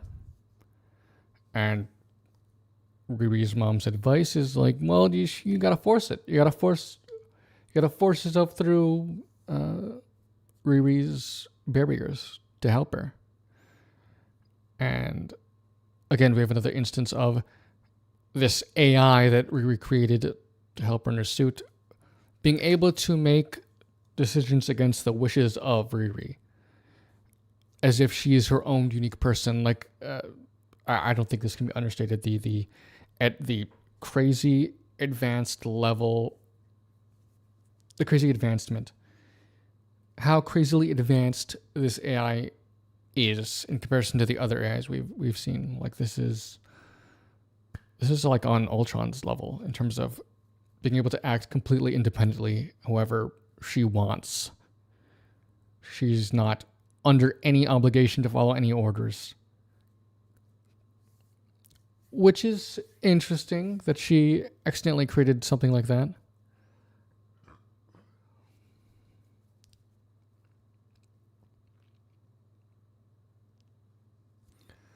Well, that also begs the question if she wants to make the Iron Man suit just because, and it isn't for altruistic reasons, why she's so obsessed about it to begin with. Well, we'll get to that. She has a personal reason to be obsessed with Iron Man in particular. But we'll get to that when we get to that. I can't remember if that's this episode or the next one. It might be the next one. We'll see. We'll get to that.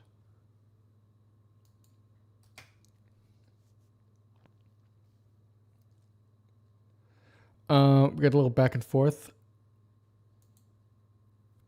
between Riri and Joe.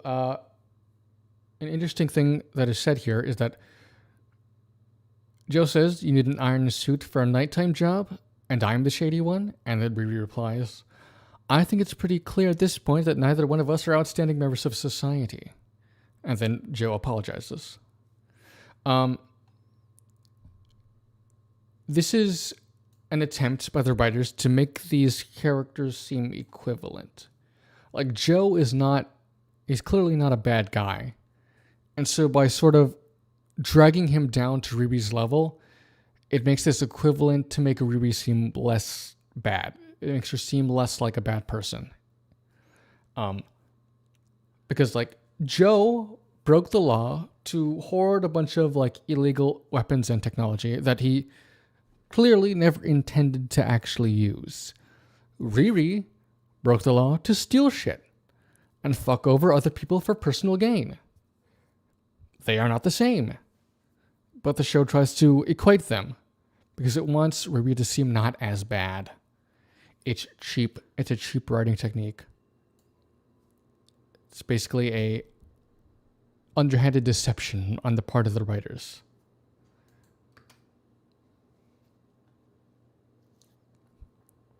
So Riri starts to ask Joe questions about potentially making an AI the way that she did. She asks about, what would you say if someone were to hypothetically create an AI using brain scanning technology on themselves?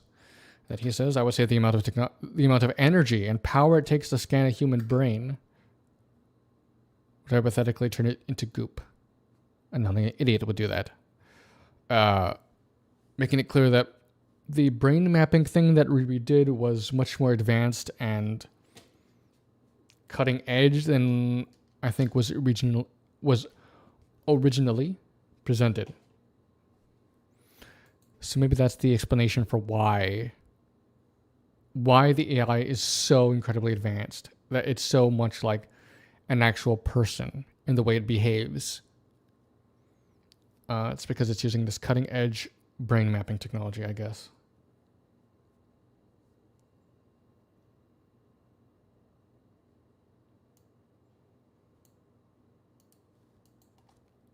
Then she asks about like the ethics of creating such an AI. Then he says like, oh, well, that would depend on it being ethical would depend on if the person creating said AI was ethical. And it's like, that's interesting and all, but like, that is not the question she should be asking, right? The real ethical quandary in the creation of AI Natalie is not that creating an AI in that manner itself is that ethical. That's not the real question. The real question is, it's about the ethics of pseudo resurrecting a dead person with AI. That is the real ethical question, because we'll get into this later more with the mom. Okay, so later the mom will confront Riri about Natalie. And then she'll ask about, could you make one for Gary, the stepdad that died? She says she can't. But Riri's mom treats Natalie AI as a true resurrection of the dead Natalie. And Riri, over time, will seem to come to believe that Natalie really is a true resurrection of her dead friend. And that is a huge ethical question. Like, what is the ethics of resurrecting someone via AI? Is that ethical? Is that something you should be... Is that a moral thing to do? That is the question that is not addressed. And I doubt, it's possible, but I doubt the rest of the show, the latter half, is going to address that. But it should. And you know what? I think maybe they avoided that question because that's kind of... Disney has a habit of resurrecting dead people with computer programming. You know, I'm thinking of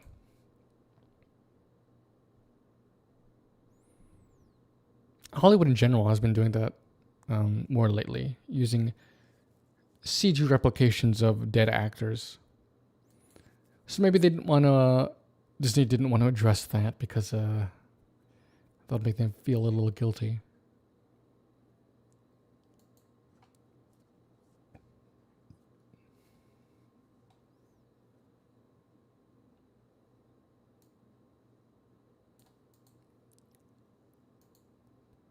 So as they're talking with Joe, Riri encourages Joe to actually handle the stuff that he's bought. To actually handle the stuff that he's been hoarding, which up until now he's been seemingly too afraid to actually interact with.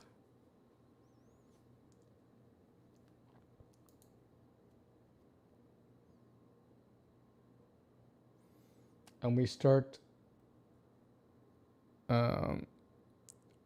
this little arc for Joe, where Riri encourages him to, be more assertive, to stand up for himself.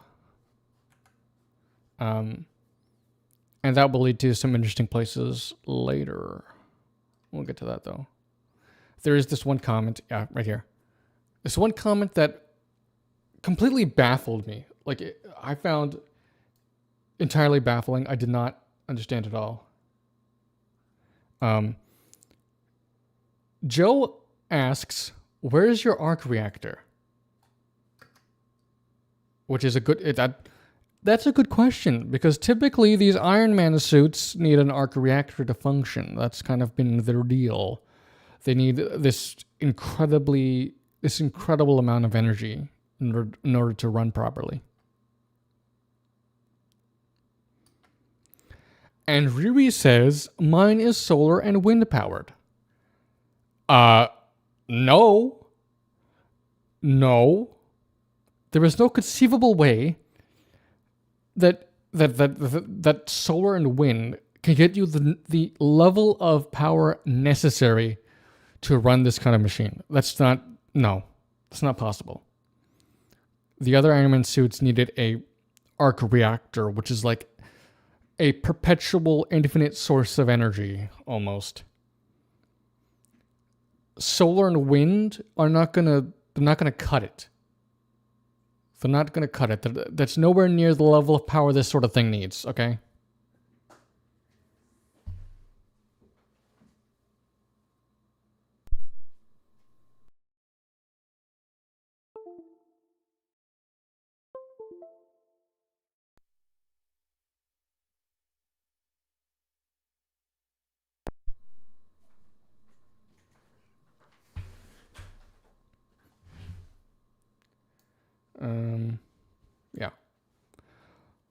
We'll get there when we get there, but I think it would make sense if she said she wouldn't resurrect her dad because she knows this isn't real and doesn't want to run away from her grief. Yeah. That would be a good direction to take this. And that would make sense, except like as the show progresses, Riri treats AI Natalie more and more like she is the real Natalie. Like her mind is getting changed over time in that direction. Not that maybe there's gonna be a thing later that happens that's gonna like hammer home the point for Riri that AI Natalie is not the real Natalie, but maybe we'll get there. Perhaps that'll be something explored in the latter half of this of the show, but I have my doubts. But we'll see. We'll see. Tony had to make a new element in Iron Man 2 to make a new arc reactor. I guess he thought about it too hard and just needed a solar panel and some wind turbines. Yeah. So this is ludicrous. This is honestly, the show would have been better off not addressing how the suit was powered. Just leave it to the imagination of the viewer. Addressing it like this is worse because now not only is the audience now thinking about it, because potentially the audience wasn't even thinking about how it was powered before. I mean, I know I wasn't. Not only is the audience now thinking about how it's powered, the explanation you've given is ludicrous and stupid and doesn't make any sense. You've created a plot hole where there wasn't necessarily one.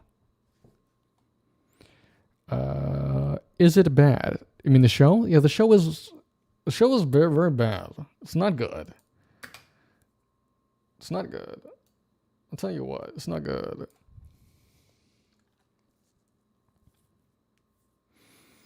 So Riri gets in the suit, she uses it to fly over to the thieves. The thieves are in the middle of their heist.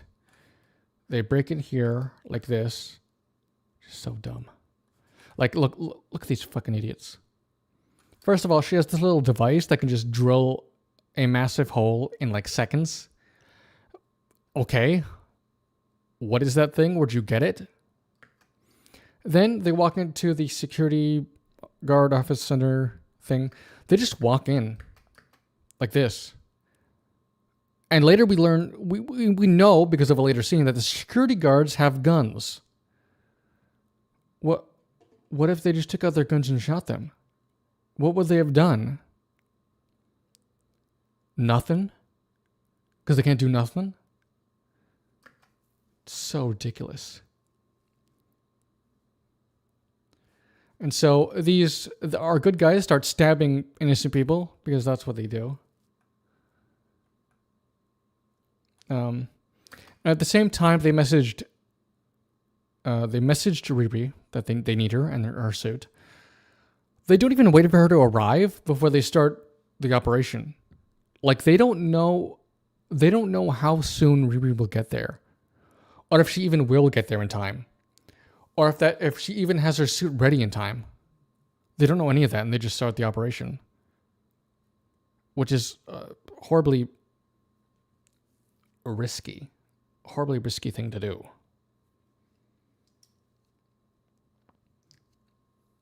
Are you going to make a review of the show? Probably won't make a long one, I don't think.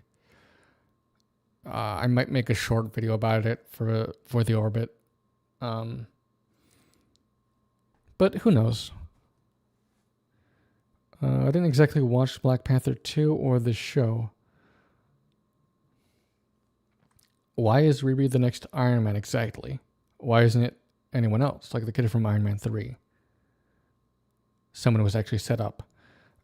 There isn't really any strong reasoning behind it. It's just because she decided to be the next Iron Man. She herself decided that's what she was going to do.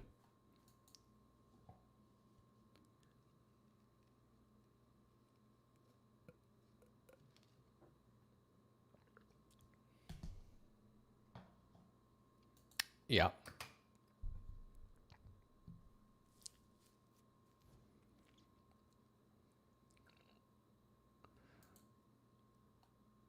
So Riri arrives. She jumps right into the tunnels to execute the plan.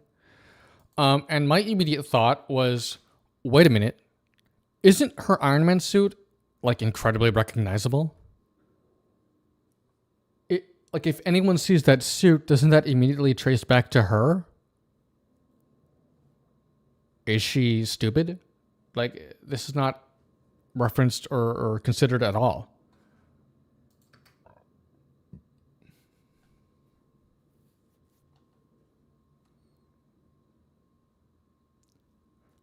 So she's flying, and as she flies,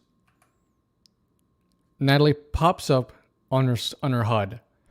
Not only does she pop up on her HUD, she covers the whole screen.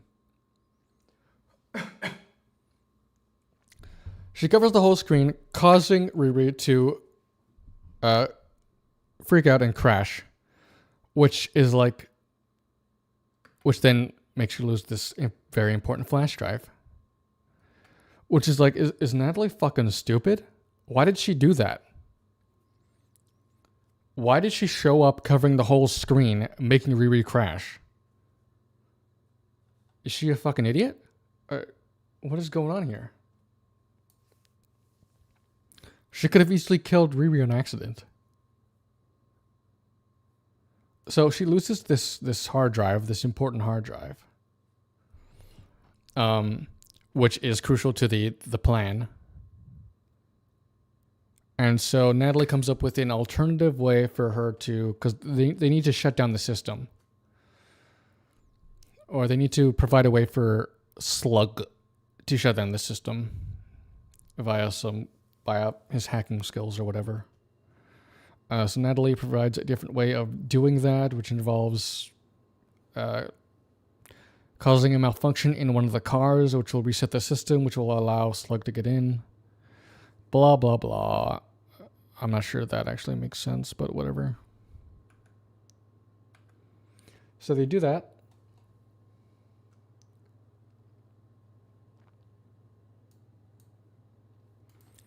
It's very tense, very intense, action-y. I can't say whether this makes any sense, but okay. And then we get Parker, who magically appears inside her car. The car of Zarate, or whatever her name was.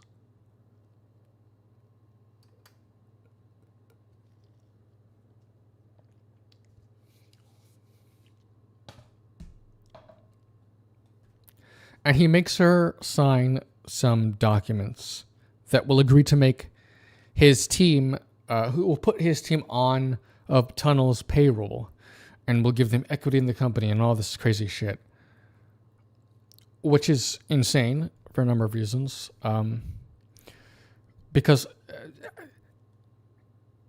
her signing this under duress makes the contract null and void, right?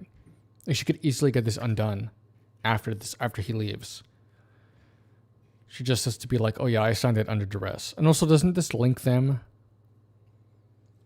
This links the Thieves in a very tangible way to this company. Doesn't that endanger them in a way? Like there's a reason usually Thieves will, who do heists and stuff, will take cash. Because they don't want the authorities to be able to trace the robbery to them. But this is he is intentionally creating a paper trail back to them, which sounds stupid as fuck.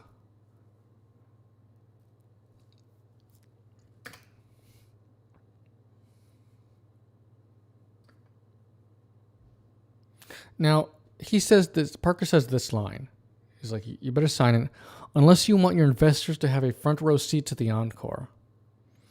I am not 100% sure what he means by this. Later in the show, it sort of becomes more apparent that Parker is robbing these specific people because he actually has a personal vendetta against them, presumably. So it's possible he's referencing something that they both know about that the audience doesn't. like this line might be a vague allusion to some kind of blackmail that he's also using to get her to agree to this deal. If that is the case, it might make more sense why she goes through with this, even though she could just have the contract null and voided afterwards because she was signed it under duress. But that's yet to be elaborated on. That's yet to be seen. And also of note is that Parker has some kind of magical powers. Thanks to this hood and thanks to whatever entity he's made an agreement with.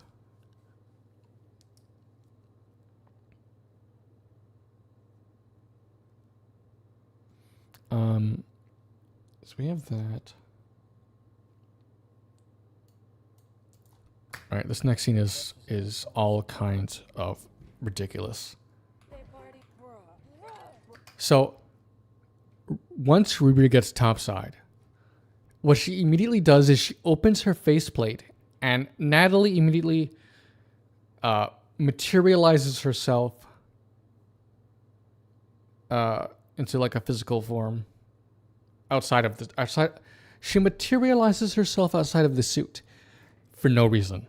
Like, she has no reason to do this. Like, why did she do this? She could just keep talking to Riri in this suit. Like, why did Riri open her faceplate? Why did she do that?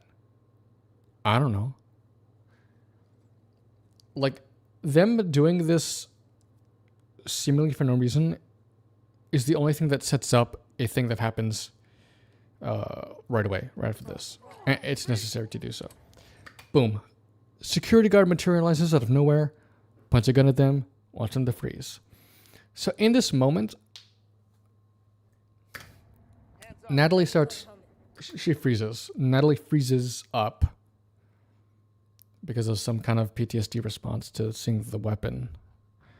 But not only does she do that, she purposefully seems to take control of Riri's suit in a way that prevents Riri from doing anything. I don't know why she did this. Because as shown before Natalie showed up, the AI Natalie is not necessary. It's not a necessary component to operate the suit. She's not needed. Riri can operate the suit all on her own. But in this moment, Natalie purposefully takes control of the suit and has like locked out Riri from doing anything. And because she does that, that's the only reason there's any tension in this scene.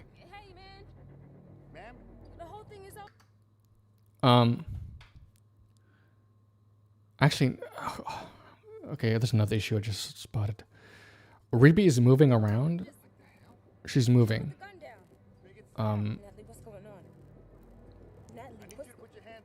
Which brings into question to what level of control Riri has over the suit and what Natalie has over the suit.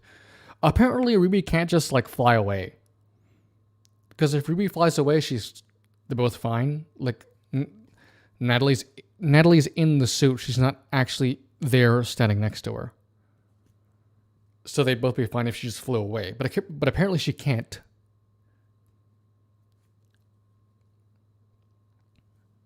No need for that. Close the helmet, Nat. On the ground. And that's the only reason there's any tension here. And then he... Give me control of the suit. Yeah, see, she doesn't have control of the suit. And then Parker shoots the security guard.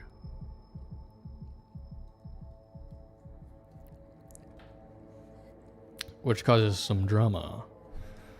Because for the first time, Riri seems to be thinking like, oh, wait a minute, is this a moral thing that we're doing?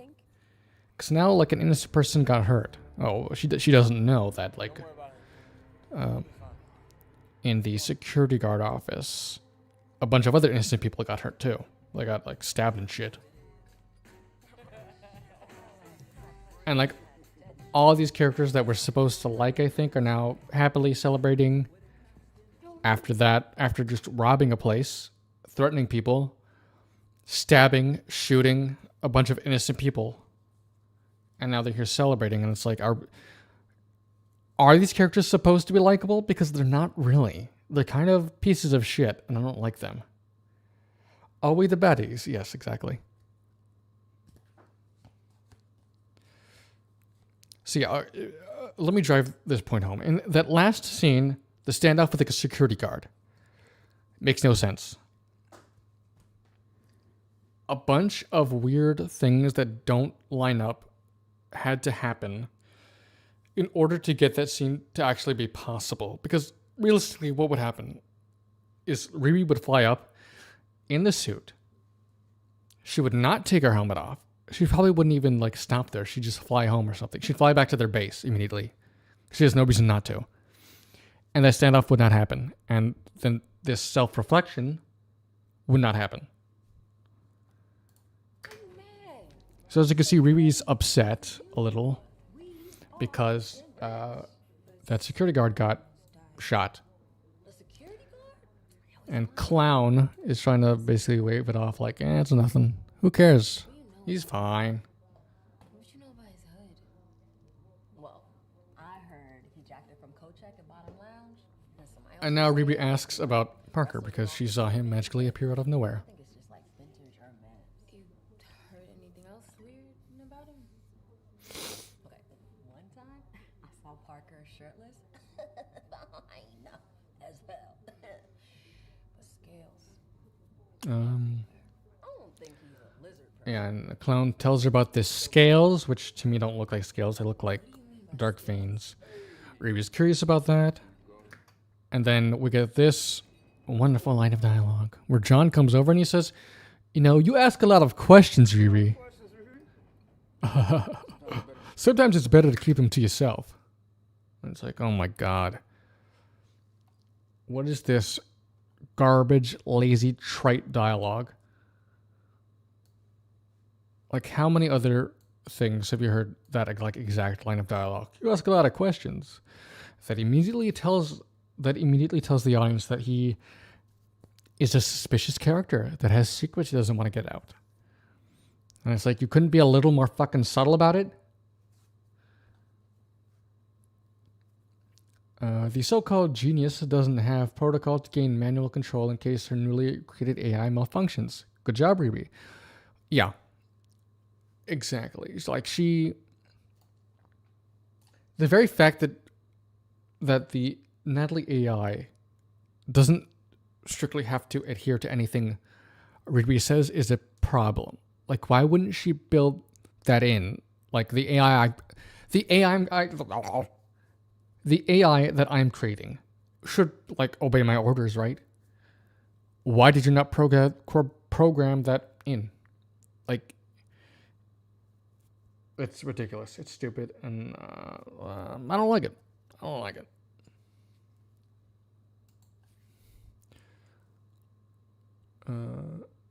I will be right back. I got a little thing to take care of. I'll be right back. Only take a few seconds, or a minute at most.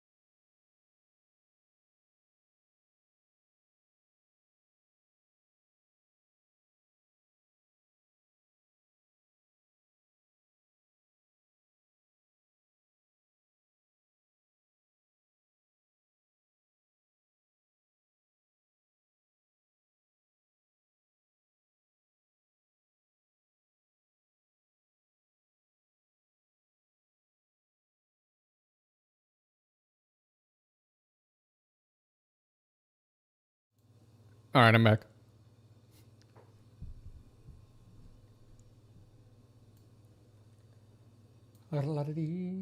Okay, let's move on. Where were we? Riri, get over here.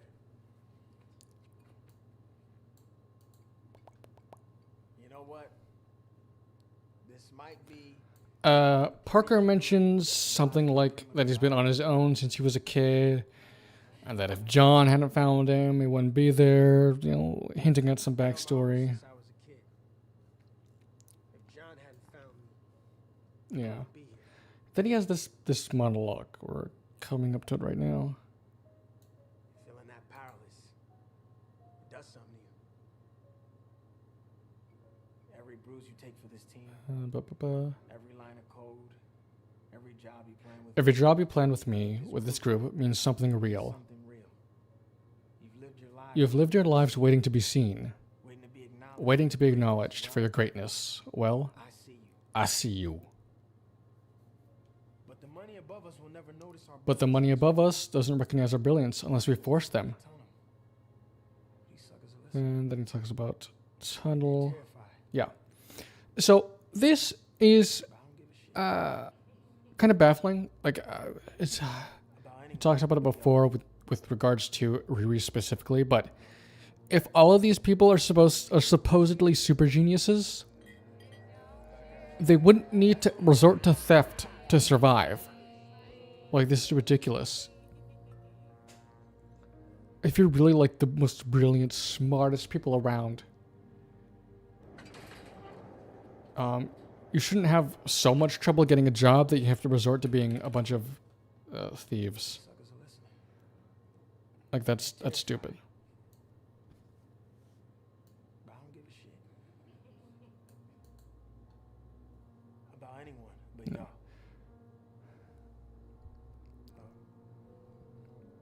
Keep in mind that a utopian country also sees Riri, the US government agency that used her vibranium tracker. Yeah,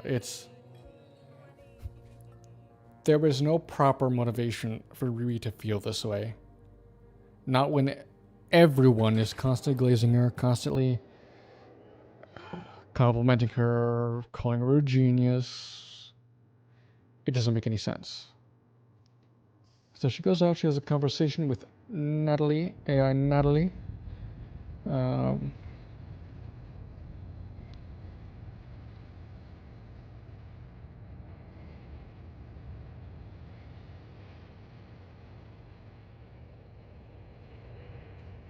Natalie mentions that there was some strange energy radiating off of Parker that she couldn't identify. I'm sorry about earlier. And then basically it's Natalie warning her about him. I saw the gun. There was an interesting line where Riri tries to brush off her concerns, saying, well, we see aliens and wizards and stuff like that every day. It's no big deal. Right now, I need to talk to you about Parker. Earlier today, So yeah, this is her acting completely unconcerned radiating off. about the shady ass motherfucker she's working with. I don't know what it is, but it ain't from around here. So we wake up to apes. She then goes to the party with Xavier. They have a good time. Oh, I can't like Star Wars too? I just thought it was, Trekkies for life, but it be your own people. And I listened to your mixtape. Blah, blah, blah.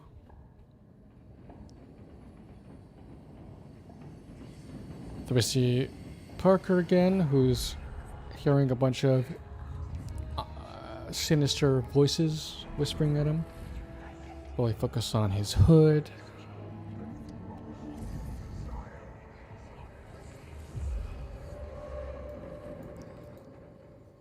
More of that.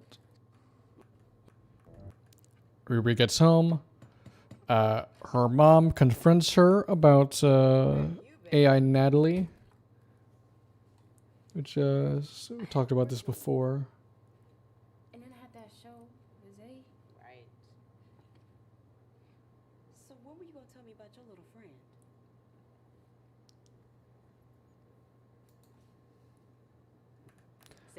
And then the next day we see how Joe has been influenced by Riri. He's throwing out his live, laugh, love sign. And when he sees that his neighbor let her dog shit in his yard again, he goes and cuts up all the flowers because he's a rebel like that. And that's the end of episode 2.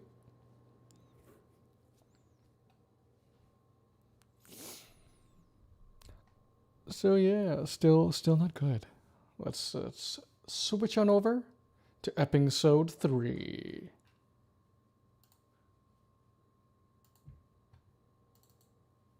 One second.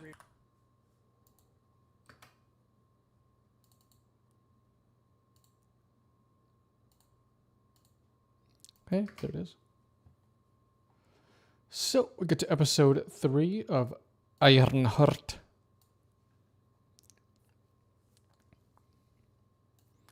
We start with Riri and the Thieves celebrating being rich. Looks like all those moral concerns she had about that security guard getting shot have been very quickly wiped away by the appearance of a lot of fucking money. So I guess that tells you where the strength of Riri's morals.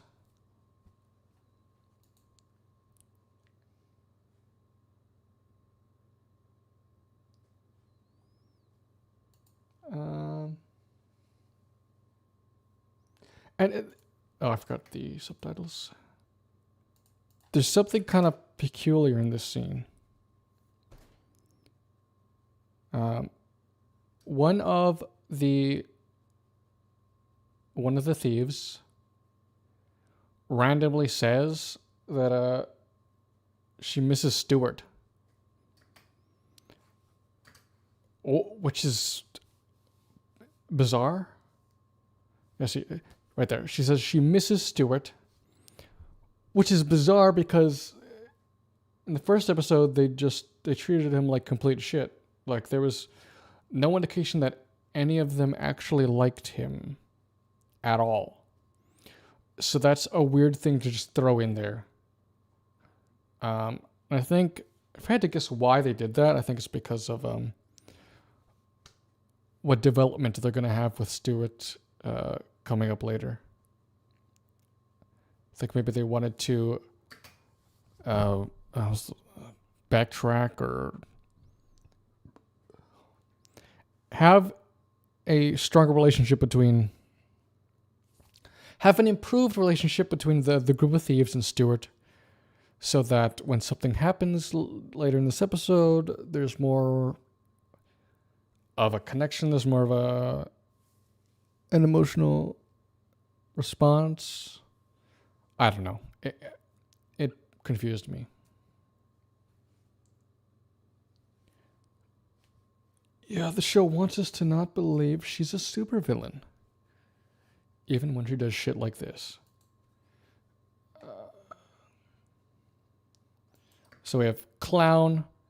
Clown broke into Parker's safe and has taken his hood for a ride. Everyone's like, you shouldn't do that. John shows up, pissed. Wait, or where is it? Slam. Just beats her face into the table.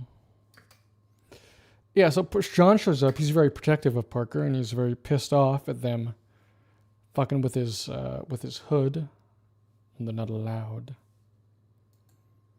But Parker comes in. He plays the voice of reason. He calms everyone down. They're all on the same side. They start talking about the next hit. They're going to rob, what's his name? Hunter Mason, who applied cutting-edge farming technology to preserved antique seeds. And then they have their obligatory comment to tell the audience that actually this dude is actually a bad person, so it's okay that we're robbing him. they're driving local farmers out of business. It's like, do you care about local farmers? I did not get the sense that you cared about that at all. Why are you talking about this now? Why are you bringing that up? As if you care about it. That's not, you don't give a shit about farmers. That's not why you're robbing this dude. You're robbing him because you want his money. Anyway.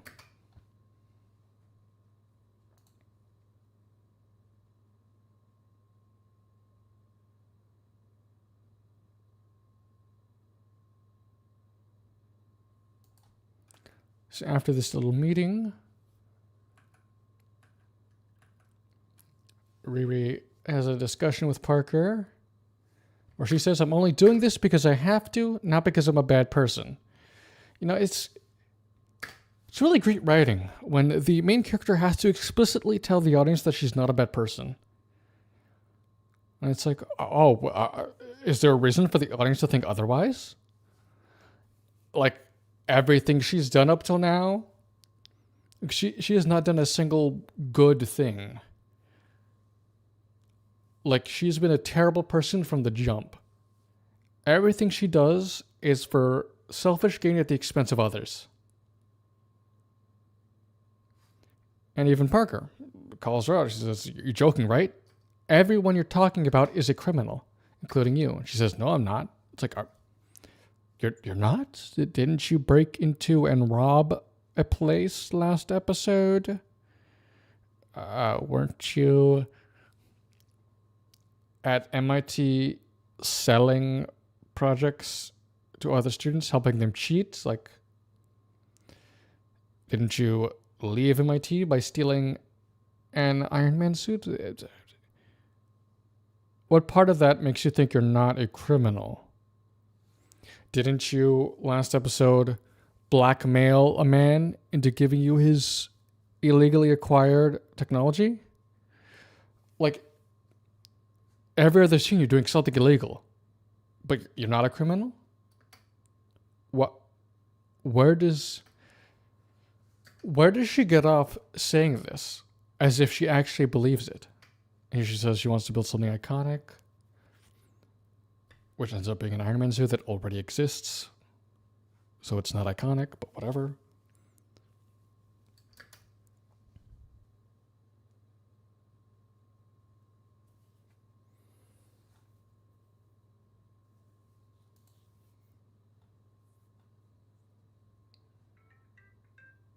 Oh, that was my phone.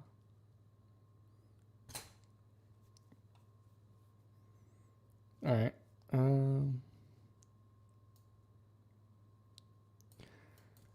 Riri asks about his hood.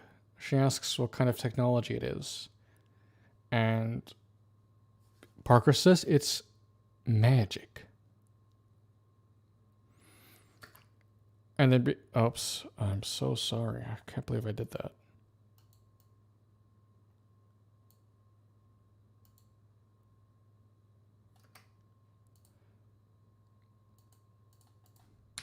Sorry, let me get back to where we were.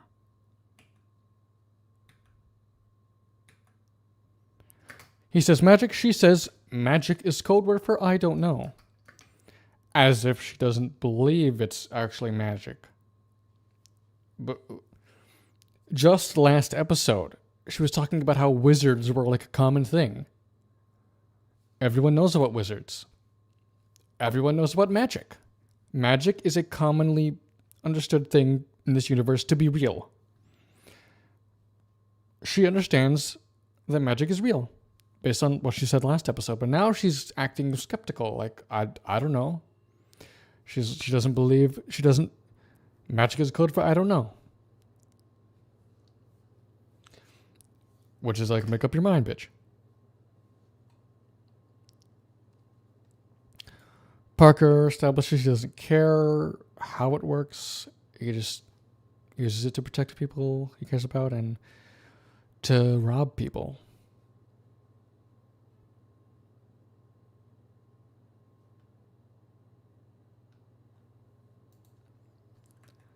The next scene with the money from using the money she got from her job, she buys her friend Xavier some new headphones. And, he's obviously suspicious about where she got the money from because she was super broke the other day. And now suddenly she has money to afford this.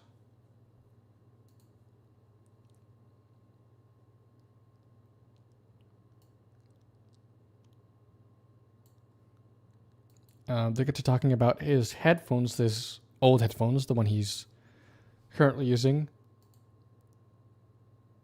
And he describes them in an interesting way. He says, "These are Natalie. Every scratch and scuff on these were earmuffs Natalie put there.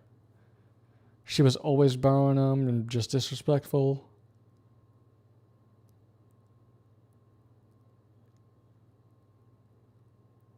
And then he says, "Every single dent is a memory I can hold on to. I swear, when I put these on, I feel her soul in these."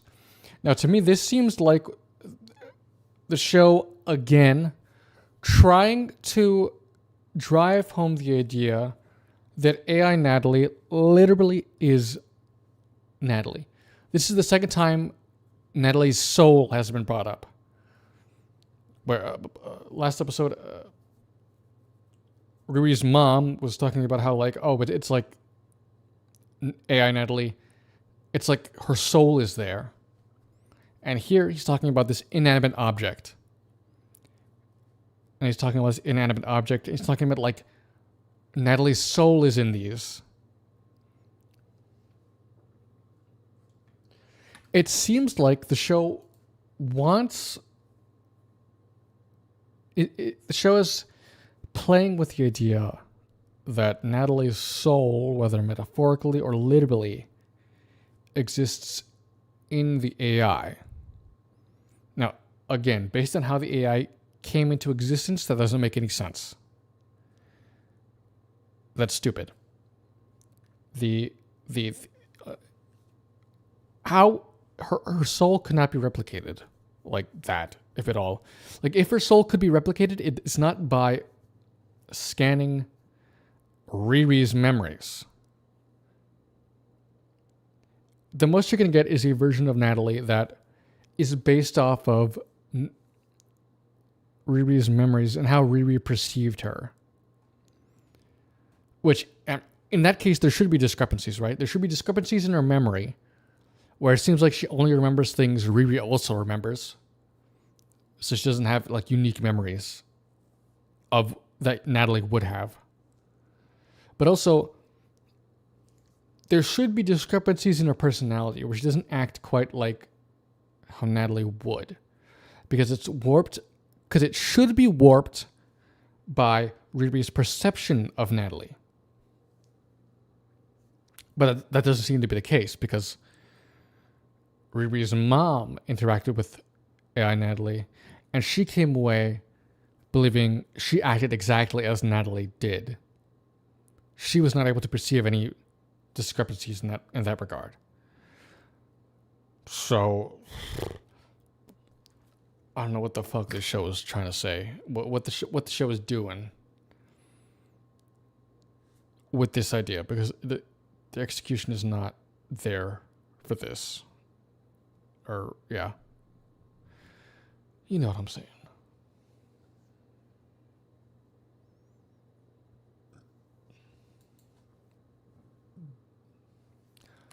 Then Joe shows up at our house with some blueprints. And he asks for Riri Williams, to which her mom says, "Daughter, why is there a sweaty middle-aged white man at my door?" Which is like, what did Joe do to deserve that kind of comment? Joe didn't do anything. He's just standing there.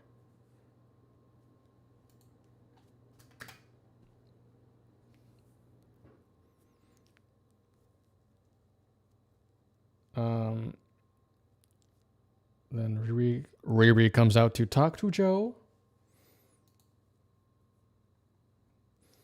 And Joe basically blackmails her with the knowledge of what she's really up to, spilling that to her mom. He blackmails her into helping him execute some of the ideas he's had. Like what he says here, nanotech muscle fibers that increase strength and invulnerability, etc., etc. He wants her help in executing some of these ideas he's always had, but has been too scared or nervous to actually execute. So he's like, okay. He uses her tactic against her. Having now learned to stand up for himself. It's kind of a quick turnaround in terms of development, though. Like, he had one conversation with Riri, and that was enough to turn him around to the extent that he's confident enough to blackmail her into helping him. Not totally unbelievable in terms of development. It's just a little quick, I think.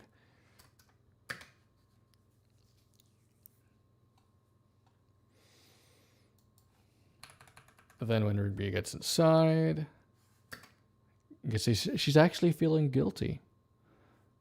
Like she actually has a moral compass.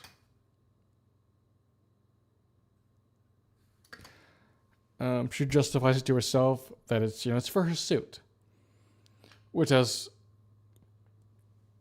been established. She's creating the suit for selfish purposes, so it's kind of a lame justification.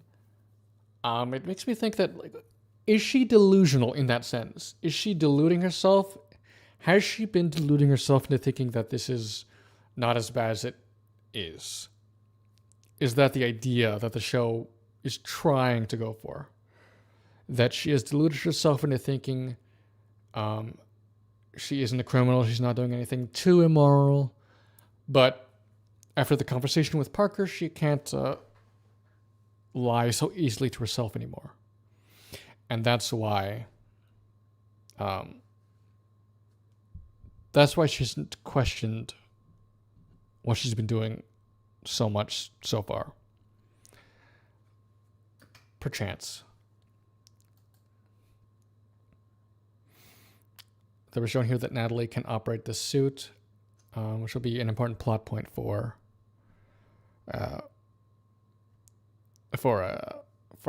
later in the episode.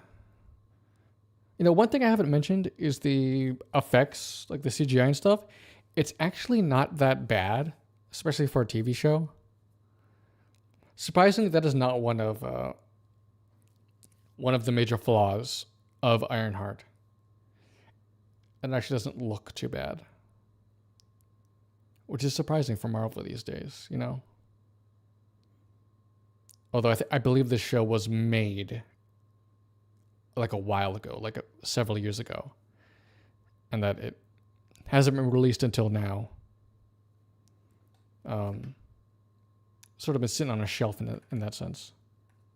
Okay, so Riri and Natalie are talking, the bickering, the arguing.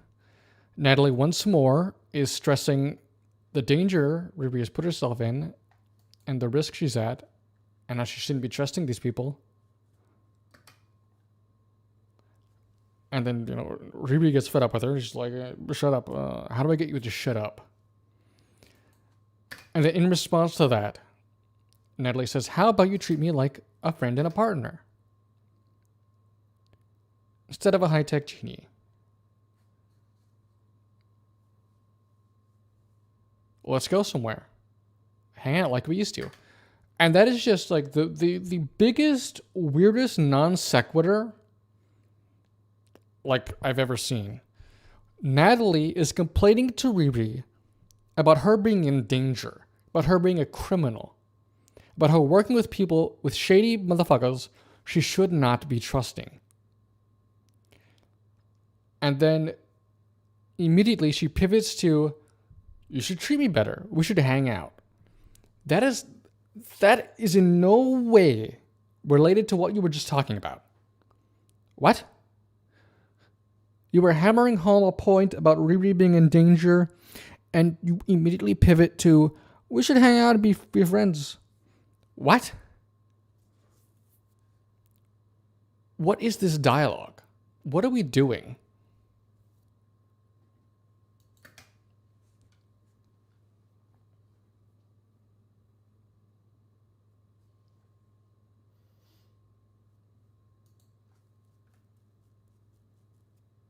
Now, Riri pushes back on Natalie's request.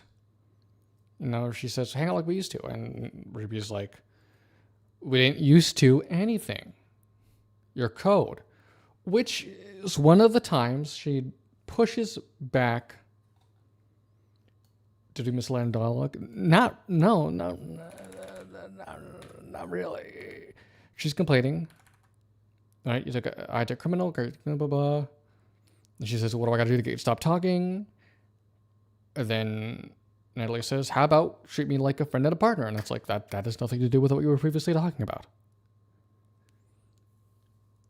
You dumb little AI.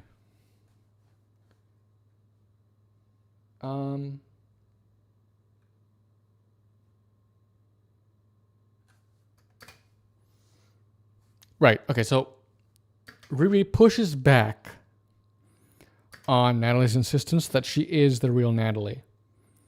And this is specifically done to subvert it in the next scene. Because as we'll see, as I've stated, as time goes on, Riri starts to view Natalie more and more as the real Natalie. But we'll get to that in a second. So Natalie blackmails Riri into hanging out. She basically uses the fact that she has control of the suit over her. Riri complains about being blackmailed twice in 5 minutes. And there's actually a pretty good line where Natalie says that that's karma. So the first, maybe one of the rare instances where the show acknowledges Riri is a bad person and that this bad thing is happening to her, and it's like, well, you're getting what you deserve. You get what you fucking deserve.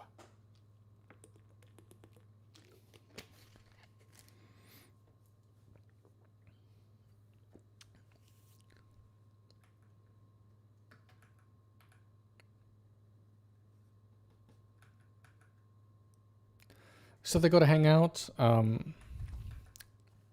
They're talking, they're bantering. Riri accidentally refers to AI Natalie as the real Natalie before correcting herself. But, Natalie notices.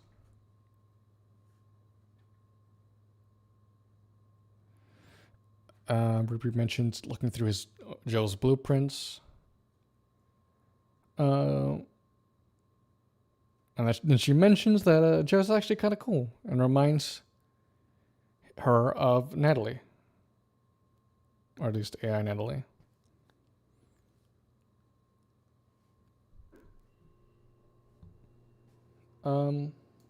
Let's see. Here's where Natalie mentions having gaps in her memories. Which again, I would like to know where those gaps are. Because if those gaps are the things that Natalie should know that Riri wouldn't know, then that's further proof that AI Natalie is not the real Natalie. But at the moment, for some reason, the show decides to sort of dodge that. We don't get any clarification on that. They go back to her stepdad's garage, where Riri starts having a panic attack. And then she gets calmed down by AI Natalie. She says,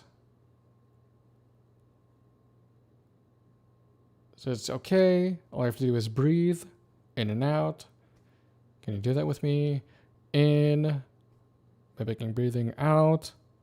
In, slower out, mimicking breathing. And in response to Natalie doing that for her, Riri says, it's going up in a second. How did you know how to do that?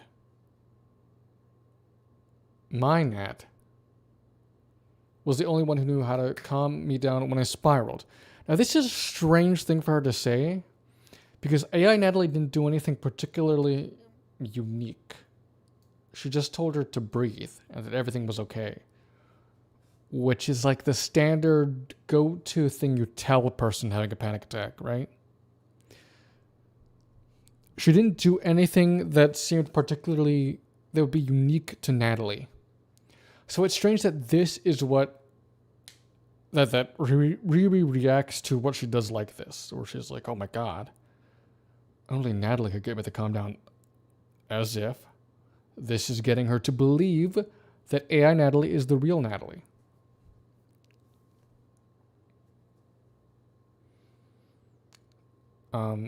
Which is obviously, looking at it, that's the goal of the scene. The scene is to get to the point where Riri starts to more so believe that AI Natalie is the real Natalie.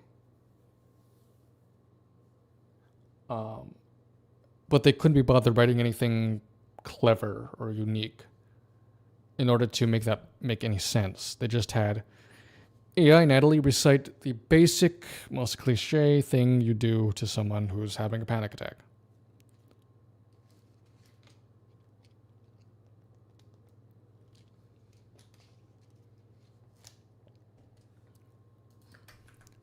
Now, when Riri gets home, there are cops there, and they talk about how Stewart, aka Rampage, is dead. He was found dead, and they've come to talk to her because she was the last person who tried to call him. She tried to call him, but he didn't answer. So they, did.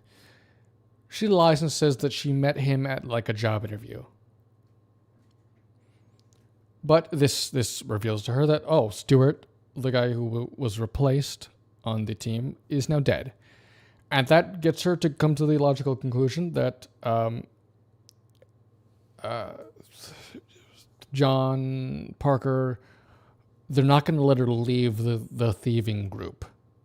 All right? Because up until now, Ruby has been like, well, I'm doing like 3 jobs and then I'm done. I'll be set and I'll be done. But it's become pretty clear at this moment that to her that these people will actually kill her to prevent her from doing that, from leaving. Which drives in the point that she is retarded because she should have already understood this. The fact that this didn't occur to her until now is ludicrous.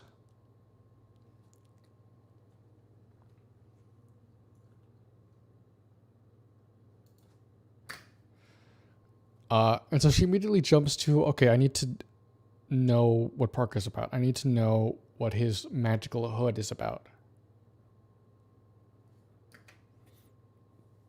Because, well, she's also mentioning that how, like, the group know about her, they know about her mom, they know about her friend Xavier, etc., etc. Basically, she's fucked.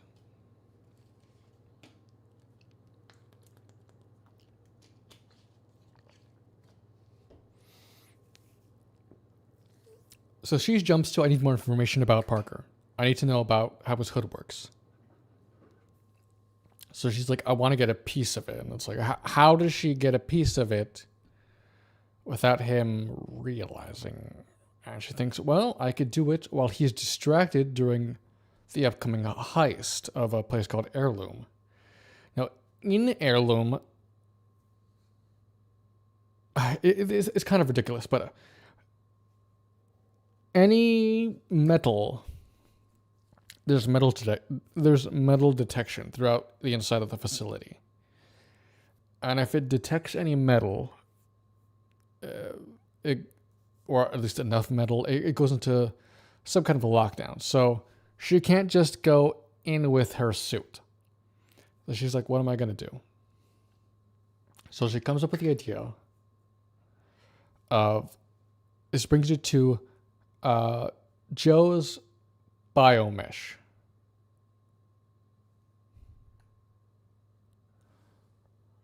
Joe's biomesh has the potential to be able to cloak things. So she wants to use to cloak a little laser device that she has. And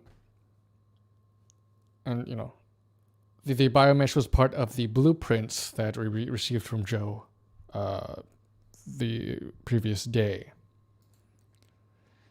And she mentions how that's just what she needs. And Natalie says, wow, how convenient. Which is lampshading. Lampshading, lazy writing. The writers very conveniently gave her this solution right when she needed it. Like exactly when she needed it. She got the solution she needed. Which is convenient as fuck. And lazy writing. And a contrivance. And bullshit. But yeah, Marvel is very keen on lampshading. They use it. Recent shitty Marvel projects have used it constantly. They use that shit all the time in order to justify retarded things from happening. But it's not no. The solution is better writing, not throwing lazy little lampshading lines of dialogue like that. That's no bueno. So we have this scene between John and Hunter. John wants to cancel the heist because he can't get any dirt on Hunter. Parker pushes through anyway. He's like, nah, we're going to do it.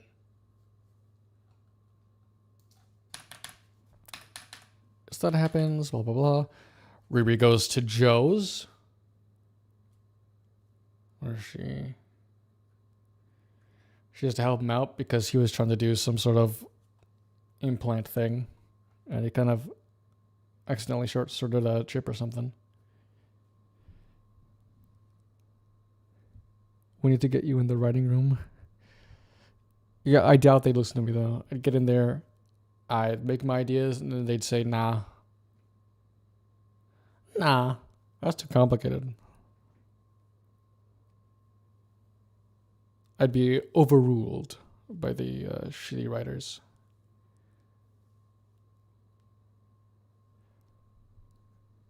Recall this is the same studio that let its main character warp the meta of her own show just to run away from some mild embarrassment from their own version of Fortune. Oh, I wish I could forget the finale of She-Hulk.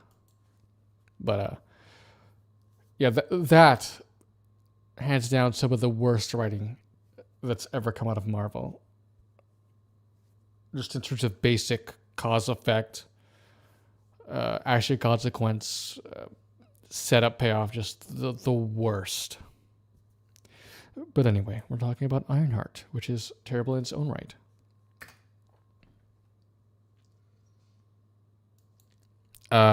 So Ruby asks to borrow the biomesh after giving it some upgrades for cloaking. He's like, no, you can't do that. It's black market tech that's been heavily modified that can be traced right back to him.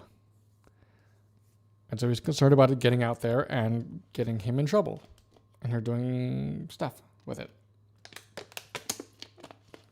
She makes a point of saying she's not going to do anything illegal with it. She's just taking it for a test ride. And after that, she happens upon the ashes of Joe's dad, which is just in a baggie. And Joe mentions it's because they weren't particularly close. And as he's vacuuming up his ashes in this morbid little scene, we see the name of his dad on his baggie. It's Obadiah S. Obadiah, where did that... Where have we heard that name before? All the way back in Iron Man 1, the villain Obadiah Stane. Joe is actually Ezekiel Stane, the son of Obadiah Stane. Let that sink in for you.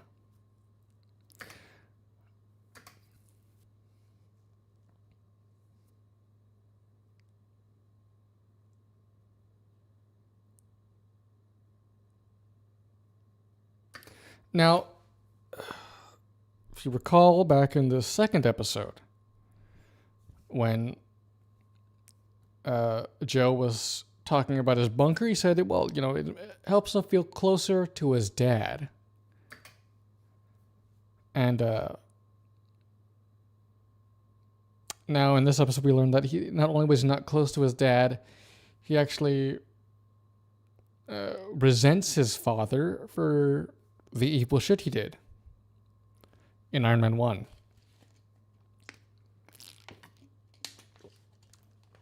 Which makes it a little confusing about why he desires so badly to want to feel close to him.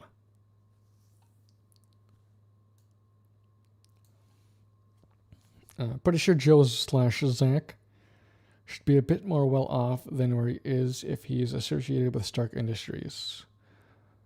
Well, potentially that's where he gets all his money for his illegal black market stuff that he's been hoarding. Presumably. So we do something a little bit interesting here with Joe's dad being Obadiah Stane.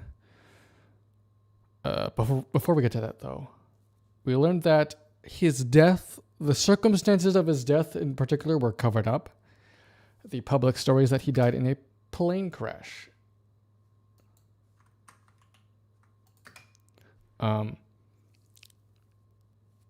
It is unknown to the public that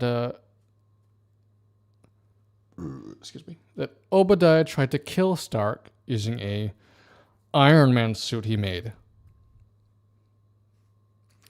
Now we do something a little bit interesting where Joe, he says he spent his whole life trying to be nothing like him, which maybe reinforces,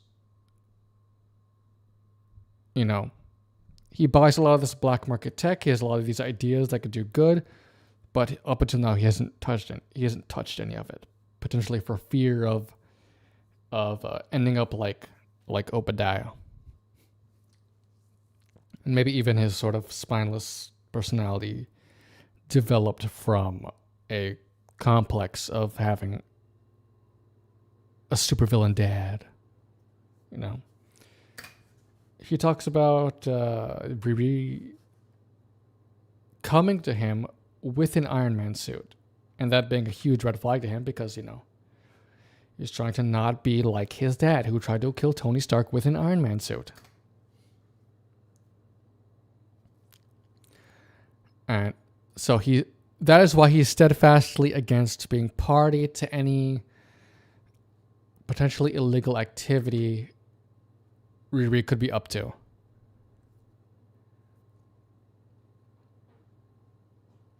All right. So they have a little bit of a heart-to-heart. They talk a bit about their dads. Riri spills a bit about her past, about her stepdad and having lost him.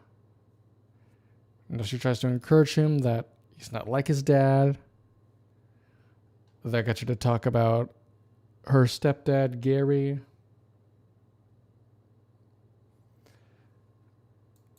This is episode 3. We're like over halfway through episode 3 right now. Yeah.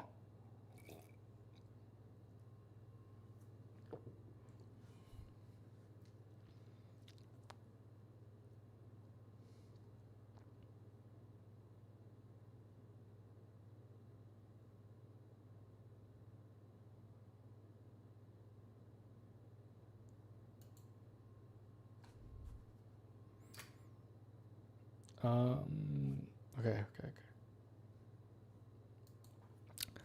And we again ask the question, why do you want to make an Iron Man suit? And here's where we get the explanation for what, because I could. We get the explanation for why, like, what does that mean exactly? She talks about her stepdad. Her stepdad liked to fix things because he could. That was what he would say. He said it in the flashback in episode 1.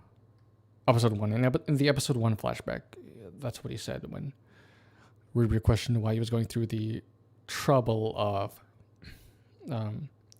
fixing up an old car like that because I could. I like to fix things. And her stepdad was a real big fan of Tony Stark.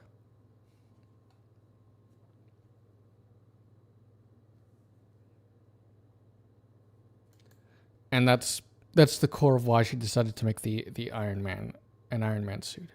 And so at this point, we've got like several different explanations for why she's decided to make the Iron Man suit. In episode 1, we have one scene where she says, "Oh, it's I want to develop Iron Man suits to help like first responders and firefighters and stuff." Then that immediately got forgotten, and her next explanation for why she wants to make Iron Man suits is because she wants to stand out. She wants to get noticed. She wants people's respect. And the only way to do that is to build an Iron Man suit, apparently, was her claim. And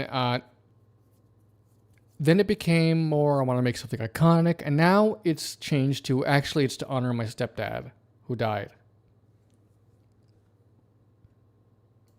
And it's like, well, which is it? I mean, these different motivations aren't necessarily mutually exclusive. It could be she wants to be noticed, she wants to help first responders, and she wants to honor her stepdad. It could be all of it is her motivations, right? That could be the case, but it's not necessarily portrayed that way. Because, like, whenever a new motivation gets introduced, it's like the previous one is just forgotten. Like, after saying she wants to make the Iron Man suit because it'll get her noticed, it'll get people's respect, there is no longer any mention of, like, building tech for first responders. That went out the window. It's gone. It has not been mentioned again since then. And now with this explanation, I wouldn't be surprised if the idea of her wanting to make something iconic, make something that will get people to respect her, I wouldn't be surprised if that's not brought up again. And if it's only building the suit is only ever referenced with regard to her stepdad. And it feels weird. It feels like the writers, as they wrote the series, they kept changing their mind about her motivations, but then they didn't go back and rewrite the earlier parts to make it consistent. So she just has these sudden shifts in her motivations with no explanation. These retcons with no explanation. The Steel Man, what the writers are trying to do, I think Riri uses all those reasons to hide the fact that her stepdad's dead, still affects her. She's using this to end the grief. Maybe I would like that. That would be more interesting. But that hasn't been made evident. So, like, maybe in the latter half of the series, that will become clear that is what is happening. If the idea is that, okay, so for instance, if the thing with her wanting to make an iconic suit to get people's respect, if that's not really her motivation, okay, but that is perfectly in line with how else her personality has been portrayed. She has been portrayed as having a complex about people looking down on her. She has been portrayed as being very selfish. She's been portrayed as being very egotistical. And that selfish motivation lines up perfectly well with that characterization. So I am not eager to. That's why I want to hold off on the idea that it really is deep down has always been about her stepdad, and the other reasons she was giving were just bullshit to not think about her, to not be reminded of the grief of her stepdad's death.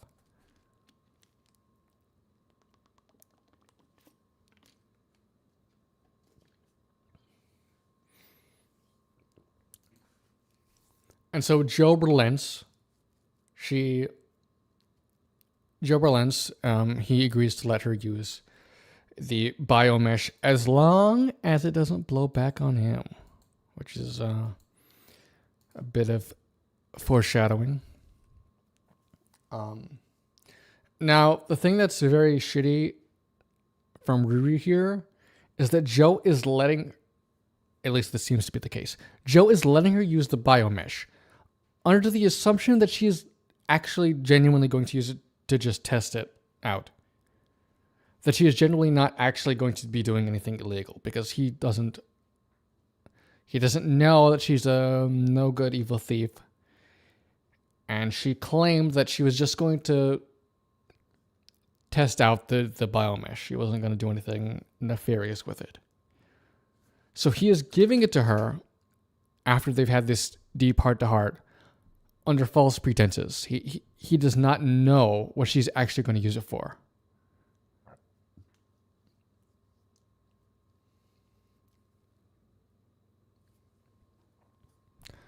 But if this is the case, why does she partake in criminal activity and screw up so badly with MIT? Especially since we see the former is an open invitation to relive her PTSD. Right. I hadn't thought about that. Her stepdad and Natalie were killed in a drive-by shooting. And now she is partaking in a criminal activity, which involves attacking people and stealing from people and breaking and entering, and things that could easily reignite her PTSD. She even witnessed someone get shot, and it strangely didn't seem to... She was concerned about it, but not to the extent you think she would be. Like, I think seeing the security guard get shot, that should have triggered her a panic attack, like when she revisited the garage. Like, it seemed to affect Natalie stronger than it affected Riri, which you think that would be the reverse. Yeah, that's bizarre. Thinking about that doesn't connect at all.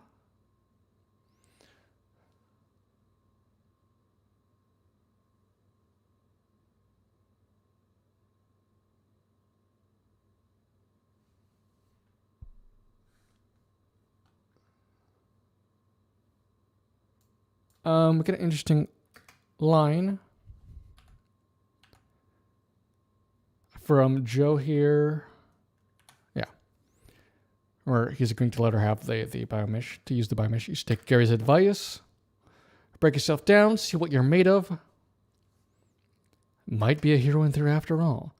Which is a bizarre line because thus far, Riri has portrayed zero heroic qualities. She has not even attempted to be a hero in any way at all. Every single thing she's done up till now has been purely for selfish gain at the expense of other people. So now we're getting this line as if to sort of reframe like, oh, the audience should be thinking of Riri as like a hero in the making. No, she is not. She's a no good, evil villain thief.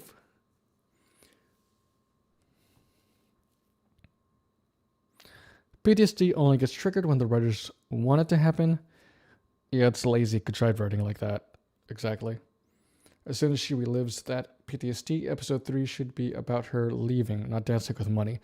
Yeah, exactly. She doesn't seem... She seems strangely unaffected by it, when it should be a big deal for her.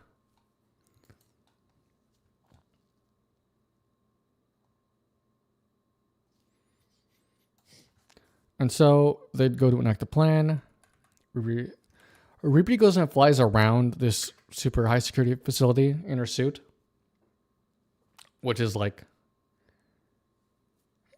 there's no security watching the air like this. Like, this is like super, super high tech facility with some majorly advanced security, but they just can't. They have no way to detect someone flying around in an Iron Man suit. That seems ludicrous. So here's the plan. Blah, blah, blah. So Natalie poses with the suit so that everyone thinks that she's there, while Riri goes and sneaks in through some pipes or whatever.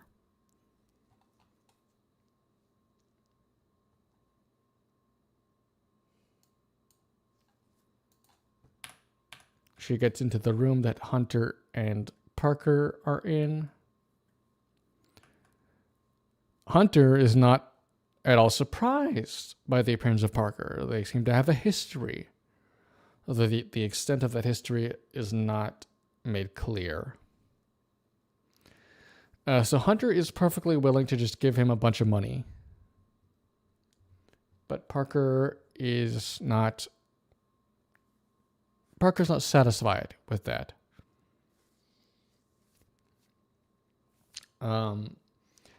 I think he does the same thing he did with the other lady, where he wants him to sign a contract of sorts. So when Ruby enters, we get this little thing right here.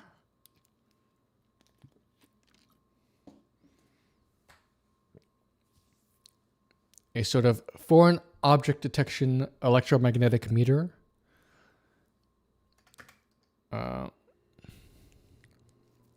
It starts going off, so she pulls up her biomesh to cover her little laser device. Although that seems a little odd to me. You think a detector like that would be like a binary thing, like either it detects it or it doesn't. Not that it needs to detect it enough, like was it on a gradient? Like it's influenced by how long the unauthorized material is present. I don't know. It's just like a convenient tool because it needs to get something to happen a little later. We'll get to that.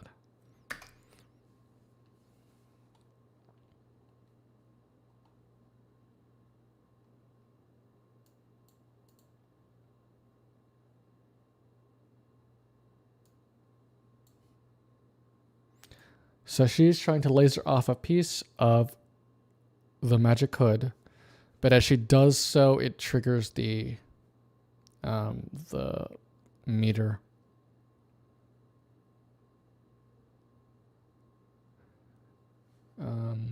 Yeah.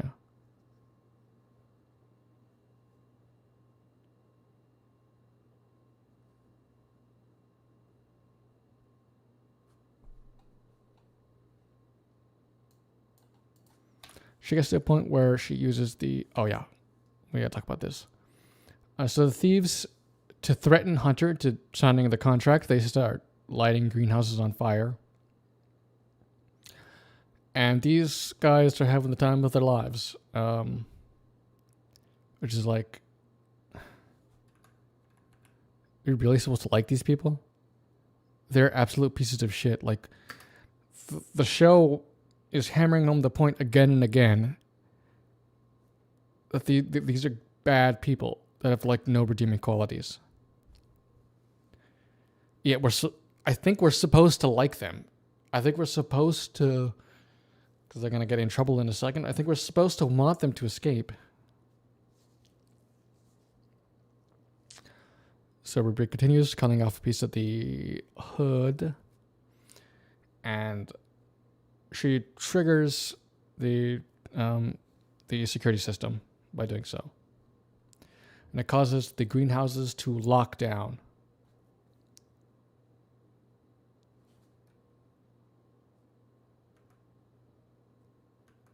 And they're stuck inside.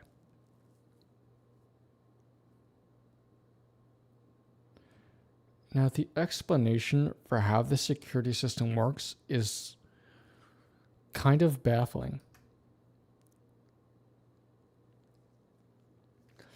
So they're locked in. The security system locks them into the greenhouses, but then says you need to evacuate immediately or you will suffocate. And it's unclear to me exactly how this is coming about. So it's either the fire that is filling the room with CO2, or the security system deliberately pumps in CO2 into the greenhouses. In this case. And it's like, why is the security system designed like this? Why is it designed in such a way that if there's an intruder in the greenhouse, it locks them in and then tries to suffocate them? What? That is a lawsuit waiting to happen. Like, there's no way that you can have a security system designed like this and not be sued up the ass. Because what happens if someone breaks in and then you lock them in so they die? Like, that doesn't fly. That's not flying in court.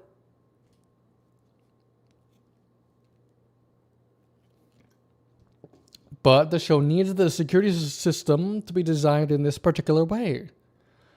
Otherwise, it can't get the sort of payoff it wants. It's bullshit.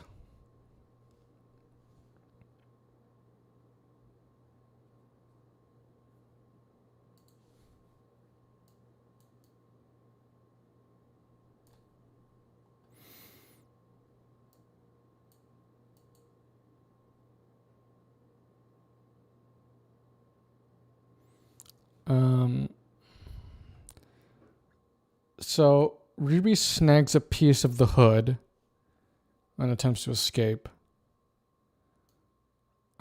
She tells Natalie in the suit to go and rescue the thieves, which I think is possibly the first remotely heroic thing. Oh, that was my fault again. The first remotely heroic thing Riri has attempted. Although it's to save the lives of these characters that are pieces of shit that we don't care about. But still, she wants to save their lives. She's good like that.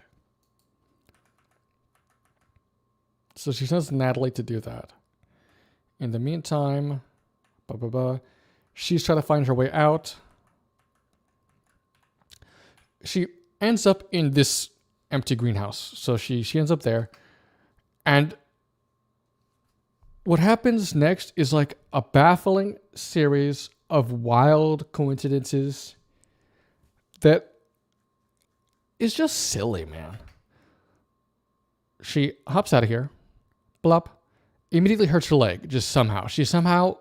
Somehow that little jump hurt her leg. So now she's limping the rest of the scene. Which is needed because she needs to be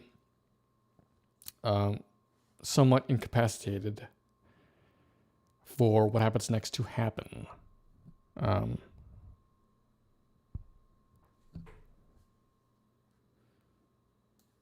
So that happens. Then she goes to the door where she immediately encounters John. Like, this absolutely... Not only does she encounters him and he's confused because he thinks she's in the suit, and then immediately sees the piece of cape, the piece of the hood, in her hand because she didn't bother to stick that shit in her pocket. For some reason, for some wacky reason, she decided not to do that.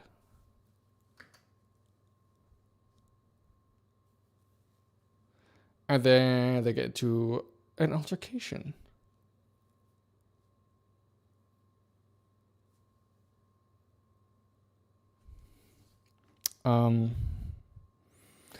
Yeah, so if Ruby hadn't miraculously hurt her leg in such a way to give her a limp, and if she hadn't still had the piece of hood in her hand for no reason, and if she hadn't coincidentally walked into John at this moment, she would have just escaped easily. And even if John still showed up, she could have used her laser beam or little laser to easily fight him off. But because of a series of wild coincidences, she's not able to do that.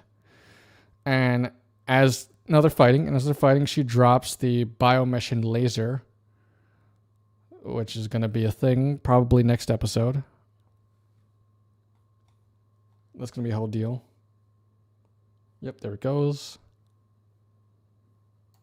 So they're fighting, and then they both start suffocating because they're still locked in, and CO2 is being pumped into the greenhouse, which now that I think about it, that means it wasn't the fire. It means that like part of the security system is just to pump CO2 into the room, just kill whoever's there. What? Like, let alone just straight up murdering whoever has broken in. Like, any employee who happens to be there at the same time is also just getting murked. Like, this is a retarded security system. It's so stupid. So Natalie shows up last minute and saves her, and they choose to leave John in there. Door conveniently closes after they leave. So he suffocates to death. And then Riri is understandably freaking out. Because not only did she lose the biomesh, she fucking killed a dude. It was the first law. Yeah, there's a lawsuit waiting to happen. This is the first time she's ever taken someone's life, and she is having a panic attack, understandably. Because John was going to kill her, and out of fear of that, she decided to let him die. So I'm hoping that's an interesting moral quandary that will be further explored in the coming episodes, but I can't say I trust these writers. So Parker, who's upset at his friend dying, he starts talking to the mysterious entity that gave him his power. And that entity shows him a vision of John suffocating to death, and then seems to show him Riri in the suit. So presumably he's learning that Riri is responsible for John's death, which will spell bad news for her next episode. Because thus far, she has been able to get away with it without the others being none the wiser.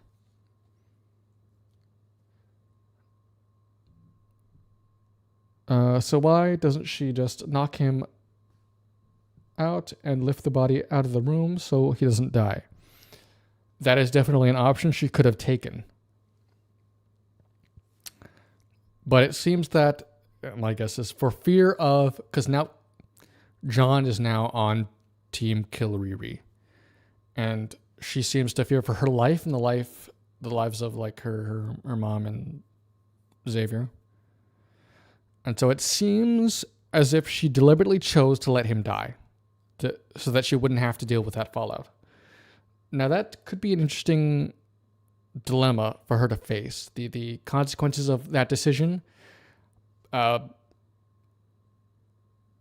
on her psyche, on her causing her to question her morality, which at this point she should be questioning things a lot more than she has been, but whatever. This is potentially a good kicking off point to explore her character more. But will they do that? I doubt it.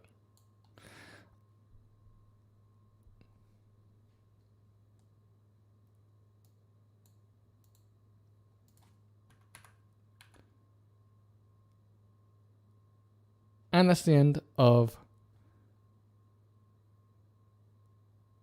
the episode. That's the end of the episode. The end of episode 3. The end of the 3 episodes we've gotten so far. Let me find a good.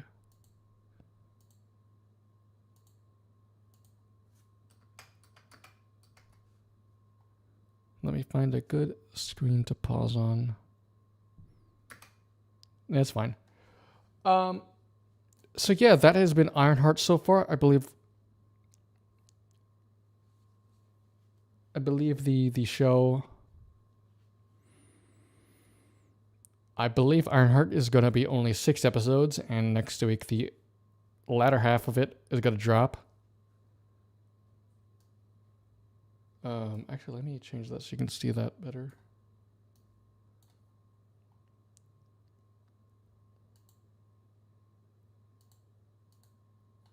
There you go. That was Ironheart. So far, very bad, very not good. Very, the biggest problem is Riri as a character herself. She is depicted as a terrible person through and through. She is insecure. She has a complex. She believes everyone's against her. She somehow is a super genius that can't get a fucking job. She has no qualms about cheating or stealing at all. It only becomes a problem when it begins to negatively impact her. She's totally, she's a minor hiccup in her believing in the thieves and doing that when the security guard is shot. But she gets over that quickly, and she has no qualms about robbing people and hurting people to get money, to build her suit for selfish reasons, or to honor her stepdad's memory, or just to help paramedics, or whatever her motivation is, depending on what the writers want in that particular scene.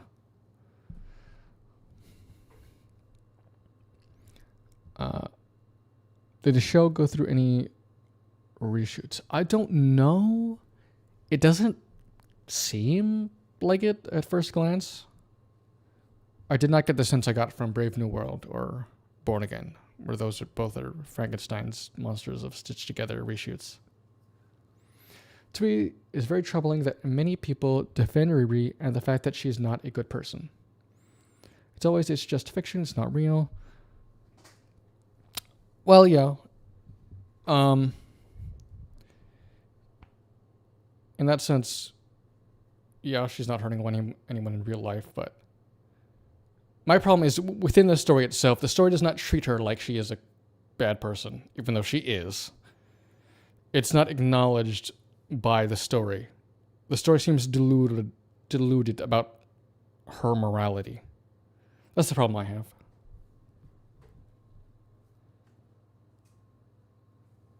Riri is supposedly a genius, has made things that makes her recognized by the US and Wakanda, but can't get a job. Yeah. It's stupid. It doesn't make any fucking sense. It's like Sam in Falcon and the Winter Soldier not being able to get a bank loan, even though he's a fucking Avenger who helps save the world and the universe. It doesn't make any sense.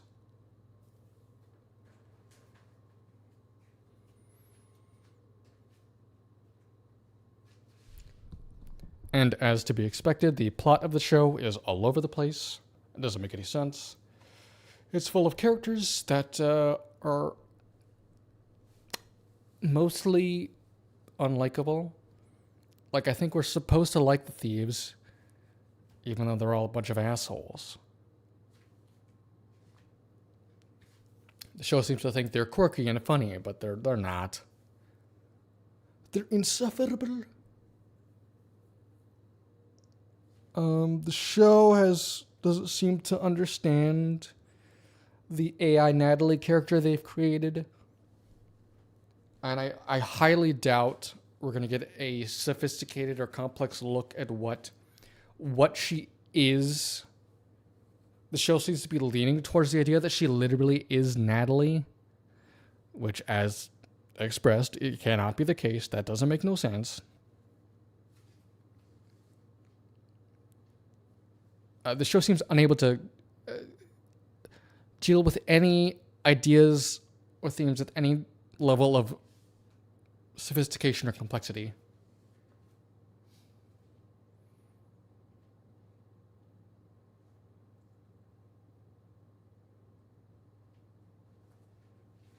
Yeah, there's a lot of nonsense in the show, so feel free to experience it for yourself firsthand. Yeah, so those are my thoughts on Ironheart.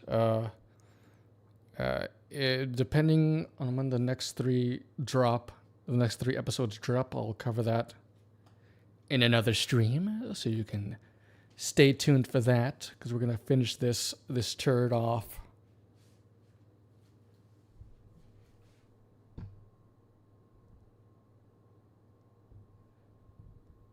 Yeah. Okay. And I think that I'm just gonna leave it off on that for today. Thank you all for joining me. I had an excellent, fun time streaming, talking about the show, getting all of its wacky nonsense out of my brain. So yeah, thanks for watching, and till next time.